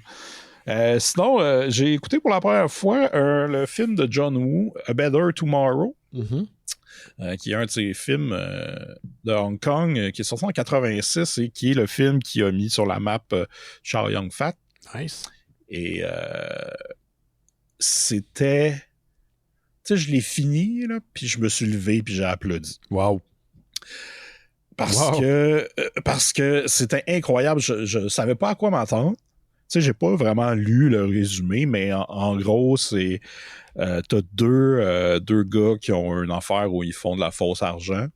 Puis le frère d'un des gars est en train de finir l'académie de police, puis il va devenir policier. Fait que là, un des deux décide de je vais me retirer de ça. Puis finalement, la dernière job qu'il fait s'avère mal. Il se retrouve en prison. Le plus jeune est rendu policier. Puis Chow Yun-fat là-dedans, il attend que son ami sorte de prison pour recommencer. Mais ce que j'ai aimé dans ce film-là, c'est que il y a tellement... J'ai jamais vu autant de scènes de mitraillage et de monsieur qui pleure. Okay. Il y a beaucoup de gars qui pleurent dans un film d'action. Puis où il y a des moments de bonheur aussi pour les personnages. Fait que tout le long du film, tu veux tellement que ces personnages-là, ils s'en sortent puis que ça aille bien pis tout ça, mais en même temps, il y a plein de monde qui meurt parce que c'est John Woo qui tire partout. Ouais. Puis qu'est-ce que je voulais dire aussi? Là, t'as un John Woo très énergique, là, parce que c'est un de ses premiers films. Oui, c'est ça. C'est le jeune John Woo. Puis c'est produit par Tsui Hark, qui est un autre genre de John Woo, mais qui a plus travaillé à Hong Kong. Puis c'est ça, c'est aussi que tout le long, on est tellement habitué avec des codes dans l'histoire qui sont très américains. Fait que je le regardais, puis je m'attendais tout le temps à ce que il va arriver ça, puis non, il se passait d'autres choses. Fait que le film me surprenait tout le temps, jusqu'à la fin. Fait que j'ai adoré ça. Puis là, à cause de ça, j'ai écouté la suite, qui est moins bonne, mais c'est intéressant. Puis j'ai écouté Face Off, qui est quelque chose. Oui. Face Off que autant c'est ridicule puis tout ça, je me disais, si tu mets cette histoire-là dans un film de Hong Kong avec des acteurs de Hong Kong puis tout ça, on trouve ça génial. C'est ça. Il y a comme quelque chose qui se perd avec dans le style, ou je sais pas, avec la version plus budget avec John Travolta et Nicolas Cage. Puis j'ai aussi écouté Mission Impossible 2, que j'avais pas revu depuis très longtemps. Qui est très John Woo. C'est réalisé par John Woo. Exact. Puis je pense que les gens sont très difficiles, sont très durs sur Mission Impossible. C'est différent du premier, c'est pour ça que... Ouais. Mais il y avait du plaisir à avoir. OK. Ne boudez pas votre plaisir avec Mission Impossible 2. Et dernière affaire, je veux mentionner, c'est le film Invasion Force, qui est disponible sur Tubi. Yes. Un film de 90, écrit et réalisé par David A. Pryor, qui a fait Deadly Prey, entre autres. Un film de Aéropicide. Oui. Pas très bon film, mais je te dirais que celui-là, c'est son meilleur, parce que c'est un petit peu le plus clever, je te dirais. Okay. Le film commence, t'as une scène, tu sais, juste la pochette, t'as Richard Lynch, le gars avec la face brûlée qui a dansé la lambada. Oui. Puis t'as un gars avec une mitraillette puis un bandeau, tu sais. Fait que tu te dis, OK, ça va être un genre de film d'action. Ben oui. Là, ça commence, puis t'as le gars avec un bandeau qui fait exploser un gars qui voulait un diamant, tout ça. Tu sais, ça commence de même, puis après, on recule, puis on était sur un tournage d'un film. Fait que là, je trouvais ça... OK. C'est bébé. Ça, c'est comme le fun, tu sais, mais c'est niaiseux. Puis là, en même temps, c'est ça, ils sont on location à quelque part dans la jungle, on sait pas trop où. Et il y a un groupe de terroristes, communistes, whatever, qui font une invasion. et que là, ils vont tuer. Ben, en fait, pour préparer leur invasion, ils se rendent compte qu'il y a des gens qui sont là, ils savent pas c'est qui, puis c'est le crew du film, puis ils commencent à les tuer. Fait que là, ça devient une bataille entre le crew du film puis les militaires, les berserkers, whatever. C'est une bonne idée. Et il y a comme... il y a des bouts le fun où, vu que le crew filmait un film de guerre, ben là, ils utilisent un tank, puis font faire... Tu sais, il y a des explosifs, fait qu'ils font peur aux militaires à cause de ça. Puis là, en tout cas, tout ça mène à une scène vers la fin qui est exactement la scène qu'on a vue au début, mais que là, c'est le réalisateur qui tue le méchant. Oui, on dit que c'est... Et là, ça finit, et on back up encore, et il y a David Pryor qui dit « Coupé! » Non, va chier. Non. Non. Ah oui, là, on voit le crew du crew. Fait que c'est un film dans un film dans un film. Si, bravo, David Pryor. T'as dû rire à ce bout-là, man. Que j'étais crampé, puis en même temps, tu sais, j'étais comme... Oh non. Tellement content que ça soit différent. Tellement con, esti, que c'est con. Comment tu peux penser que c'est une bonne idée? Tu sais, tu te penses tellement brillant à dire hey, ça va être un film dans un film. Non! Ouais, c'est ça. Wow. C'est son meilleur film, je pense. Wow! Du grand cinéma. Il est décédé, lui, hein? Il fait plus de films, hein? Ouais, non, il est décédé il y a peut-être 5-6 ans. À peu près, ouais.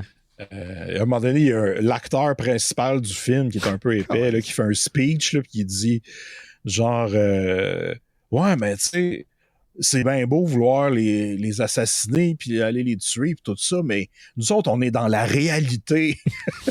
Ça me faisait tellement rire. Oh, ouais. C'est un enfant de 17 ans qui a écrit ce film-là.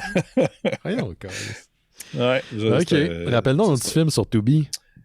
Invasion Force. Invasion Force. 90. De temps en temps, c'est niaiseux, mais ça vaut la peine. Quand je sais pas quoi écrire, quand je ne sais pas quoi écouter, je m'en vais tout le temps sur Tubi. Puis je finis tout le temps par tomber sur quoi d'épais ou de comme weird. Ouais. J'ai écouté, parce que j'en avais parlé avec Yannick Belzil il y a une couple de semaines de ça, du film Disturbing Behavior. Tu sais, c'est des films des 90s, très 90s. Puis là, le film, il commence, puis je suis comme, man, la trame sonore est quand même fucking tight, là. Puis il y a comme, il y a un joue de couleurs, puis tu sais pas trop qu'est-ce que tu vois. Mais en même temps, c'est très 90. Puis là, je regarde, la musique, c'est Mark Snow. C'est le gars qui faisait la musique pour X-Files puis Millennium. Un super de bon compositeur, mais qui a une griffe très, disons, très particulière. On peut facilement l'identifier. Ouais. Fait que tout le film, man, il y a des passes. Puis je sais pas où ça a été tourné, là, mais ça fait très... on a filmé ça au BC. Là, on a filmé ça à Vancouver, comme les premières saisons d'X-Files.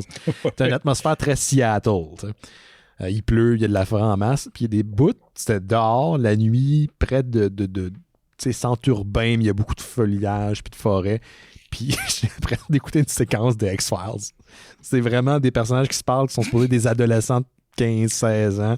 Je sais pas, on se dit X-Files, ça n'a pas rapport. C'est très con, là, mais pour vrai, si vous avez pas vu ce film-là, vous savez un petit côté nostalgique comme moi des 90s, ça vaut la peine. Mais Mark Snow est le compositeur.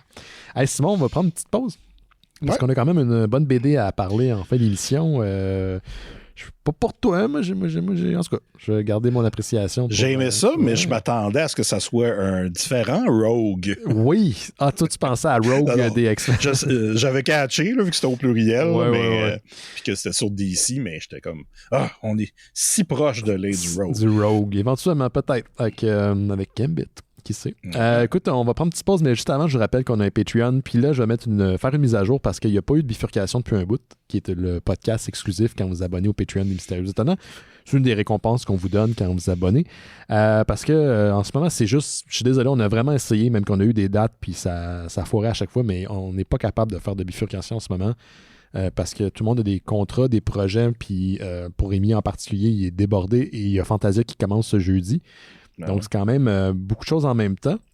Il y a peut-être juste moi qui n'ai pas de vie et qui est capable de pouvoir aligner des affaires de même, mais tout le monde est très occupé. Fait que là, ce que je vais essayer de faire, j'en ai parlé tantôt avec Jake, je vais aller me pointer chez lui probablement dans les prochains jours, puis enregistrer un petit quelque chose pour au moins vous remercier parce que Il y a des gens qui donnent au Patreon qui n'écoutent pas le podcast, mais je comprends aussi qu'il y a peut-être des gens qui ça les frustre de ne pas avoir du contenu en échange. C'est quand même une des raisons pourquoi vous donnez. Donc, je vais aller enregistrer quelque chose, puis je vais essayer de m'organiser pour les prochaines semaines. On risque de mettre une pause au cycle dédié à Lynch, mais Guilla et Rémi m'ont dit qu'ils étaient intéressés à le continuer et le conclure. Mais là, en ce moment, avec l'été, c'est juste impossible. Donc, je vais aller enregistrer de quoi cette semaine, probablement chez Jake. Et on va vous sortir du bifurcation au moins pour vous remercier. Puis après, pour la suite, je vais essayer de m'ajuster. Je vous remercie de votre patience. Je suis très désolé. C'est pas des excuses qui sont pas senties, mais je me sens très mal de ne pas être en mesure d'offrir du contenu en échange de la contribution, même si votre contribution est là aussi pour appuyer le show qu'on fait en ce moment. Donc, sachez que j'y pense, puis ça me gosse. Mais sinon, vous avez toutes les archives de bifurcation qui sont encore disponibles. Si vous voulez y avoir accès, il y a plus de 100 shows. Donc, si vous commencez maintenant à donner au Patreon, vous y avez accès. Il y a Terre humaine chez Isdor qui donne en exclusivité ses podcasts en premier lieu sur la plateforme aussi. Donc, il y a moyen. Deux gros qui s'en viennent. Bon, écoute, il y a au moins ça de contenu qu'on pourrait offrir. Et votre contribution, je vous le rappelle, fait aussi en sorte qu'on peut faire Noël chez Isdor et Terre Kaiju. Noël chez Isdor qui a eu son dernier épisode d'enregistré dans le cadre du ZooFest ce week-end, samedi dernier, sur le Mixboss. Voilà, c'est ça. Fait que je pense que je mélange avec le McBoat. Le McBoat. Le McBoat, c'est ça. Ouais, c'est pour ça. Sinon, en échange votre contribution, vous avez accès au Discord des Mystérieux Étonnants où là, on écoute des films, on échange des trucs, on partage des articles, on discute. Et tu vois, hier, dimanche, c'était le dimanche lutte, mais comme Gabriel qui fait les projections n'était pas disponible, j'en ai profité pour diffuser un fameux événement spécial des Kaiju Big Battle, qui est un groupe de Brooklyn, anciennement troupe de théâtre, qui se sont recyclés dans la lutte de gros kaiju qui se battent sur le ring avec des grosses maisons en carton. Fait qu'on a écouté ça hier. C'est le spécial Snackdown, donc un jeu de mots sur SmackDown. Et là, les héros donnaient des friandises à tout le monde, mais le méchant, qu'est-ce qu'il donnait? Des galettes de riz, du céleri. Vous voyez la zone? C'est très drôle. D'ailleurs, j'ai acheté pour vrai les fichiers. Fait que si tu les veux, Simon, peut-être que tu pourrais jeter un coup d'œil. C'est très low-file DIY, mais c'est le fun pour vrai. Il y a un côté vraiment sympathique.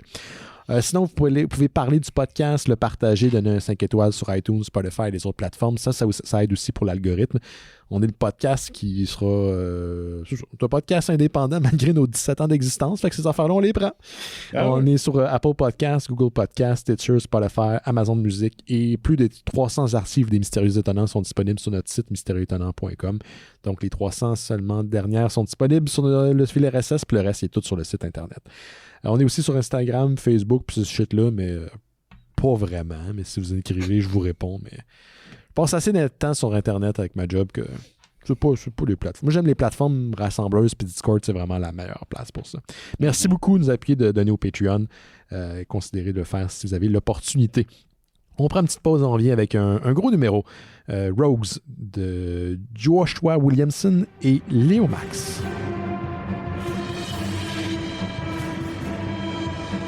Vous écoutez Les Mystérieux Étonnants, on va maintenant parler du sujet de la semaine. Sujet de la semaine, oui, il s'agit d'une bande dessinée de DC Black Label, Rogues de Joshua Williamson et Léo Max, c'est ton nom d'artiste.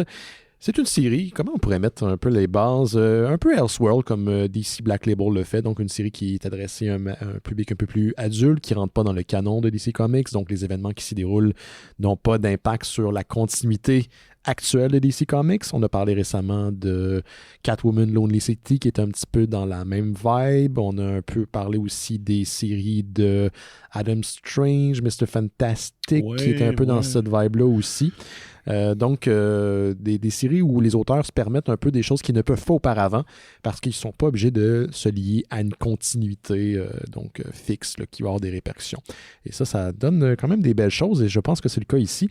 C'est une série qui m'en vedette une équipe de super vilains dans l'univers des DC Comics qui s'appelle les Rogues. Ça comprend Captain Cold, Golden Glider, Trickster, Bronze Tiger, Magenta, Heatwave, Mirror Master, Gorilla Grodd et leur antagoniste, donc le fameux gorille intelligent d'une contrée, d'un pays inventé là, de l'Afrique du Sud.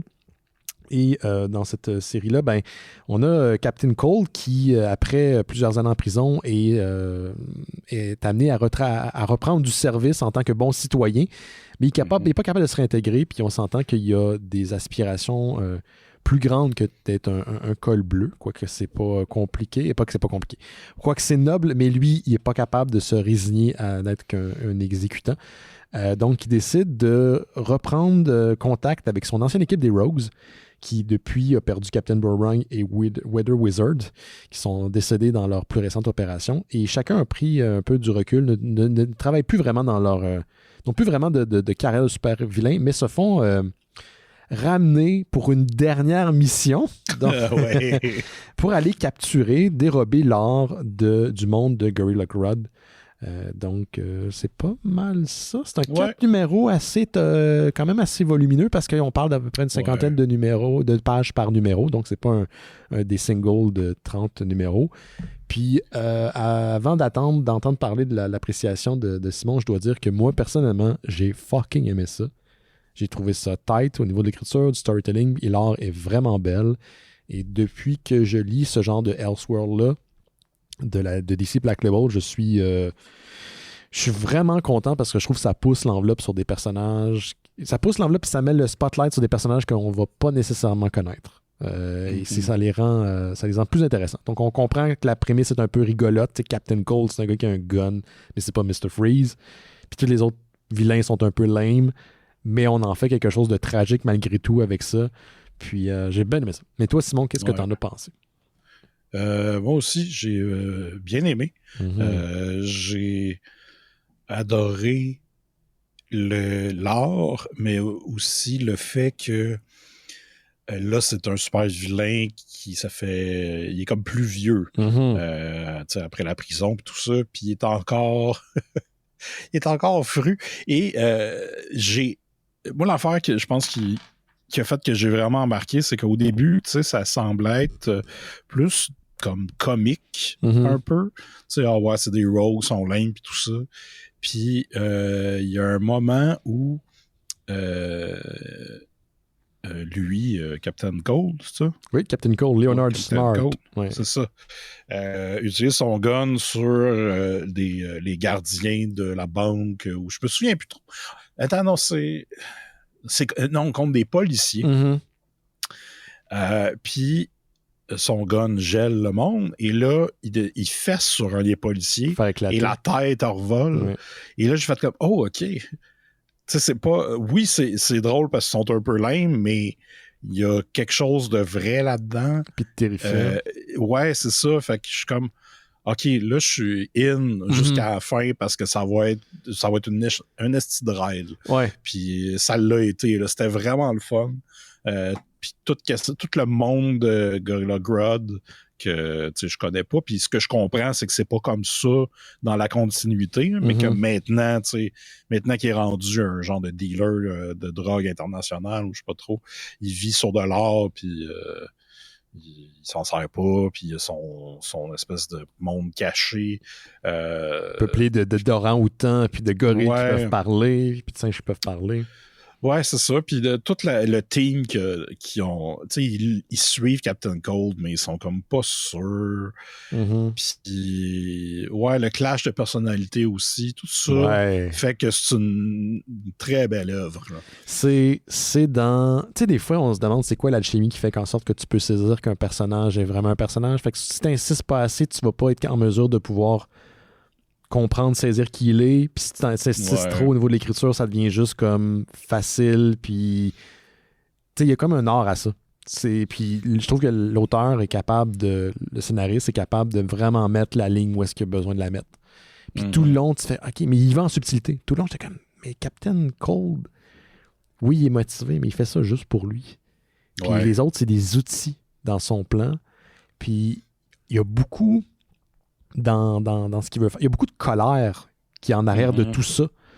Puis chacun a un peu son agenda, pourquoi il reprend du service. Tu sais, il y a comme un lien avec Heatwave, qui lui a jamais vraiment arrêté d'être un super vilain. Puis lui, il est plus psychopathe. Il est plus partant, mettons, à aller plus loin puis faire ce qui se doit pour que les choses aboutissent. T'en as d'autres comme Bron Steiger, qui lui a pris sa retraite depuis longtemps, puis il fait juste enseigner les arts martiaux. Lui, il n'est pas nécessairement prêt d'aller jusque-là. Comme chacun, tu sens très bien chacun où met ses frontières, met sa limite, tu sens leur personnalité. Puis ce qui est le fun, c'est de voir l'interaction entre eux autres. J'ai vraiment trippé. Puis t'as le côté vraiment lugubre puis dramatique qui contraste avec le ridicule du costume, le gars qui est dans une espèce de soute de Dinou bleu avec des grosses lunettes. Mais il est terrifiant à la fois. Tout fonctionne bien, man. C'est vraiment bien amené. Là. Mm-hmm.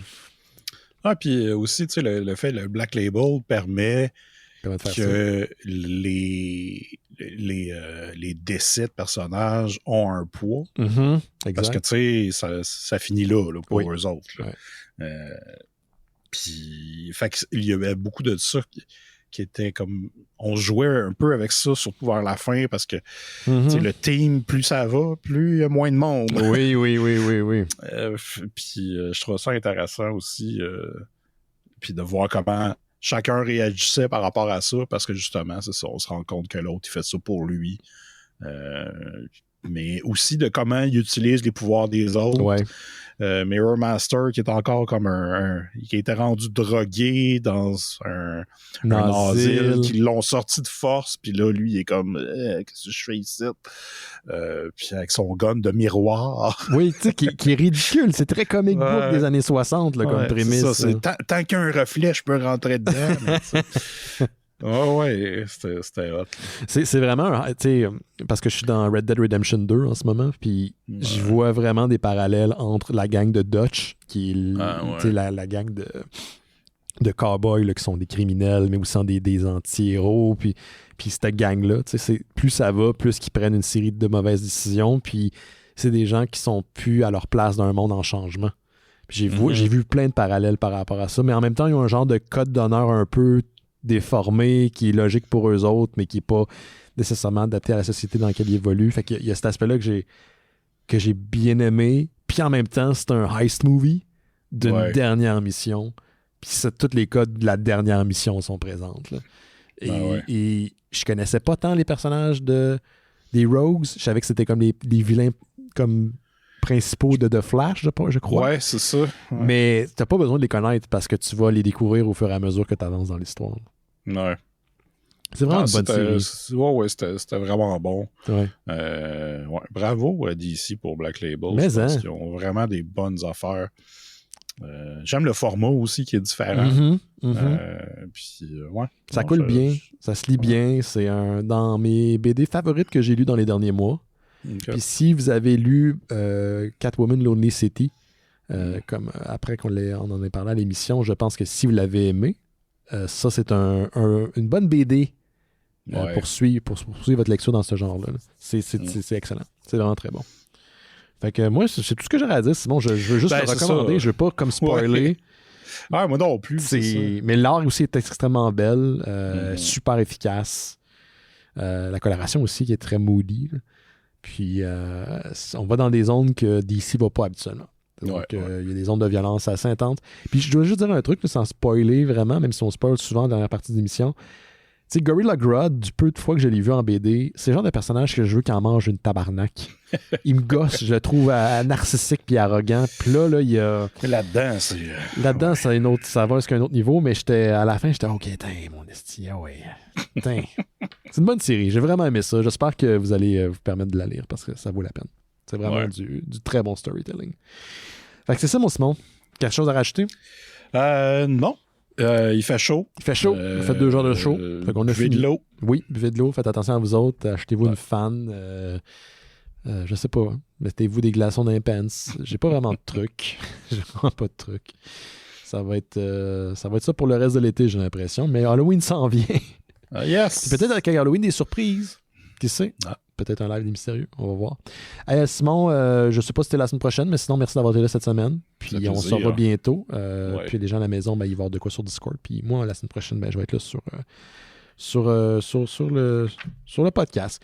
La seule chose qui risque d'arriver, ça se peut que le lundi 14, pour la première fois en 17 ans, je prends une pause des mystérieux. Sinon, je vais peut-être enregistrer de quoi à l'avance, mais je vous le dis, là, pour pas que vous soyez comme surpris si ça arrive. Parce que j'ai la chance de peut-être monter à mon chalet familial que j'ai pas vu depuis facilement 15 ans. Wow. C'est pas plus. Puis donc... Ça te ferait du bien. Ça me ferait du bien. Puis en même temps, ben, c'est un lieu de mon enfance que j'ai le goût de visiter. Ou que ça fait longtemps que j'ai pas vu, puis de le voir à travers les yeux aussi de ma famille qui s'élargit, puis d'enfants, tu sais. Tu revois la vie à travers les yeux d'un enfant. Donc, je vais y penser, mais il y a des chances que je fasse juste comme enregistrer quoi à l'avance, puis diffuser lundi pendant que je suis pas là. Mais je vous en reparle. On se voit la semaine prochaine. Tout le monde, faites attention à vous autres. Bye. Ciao.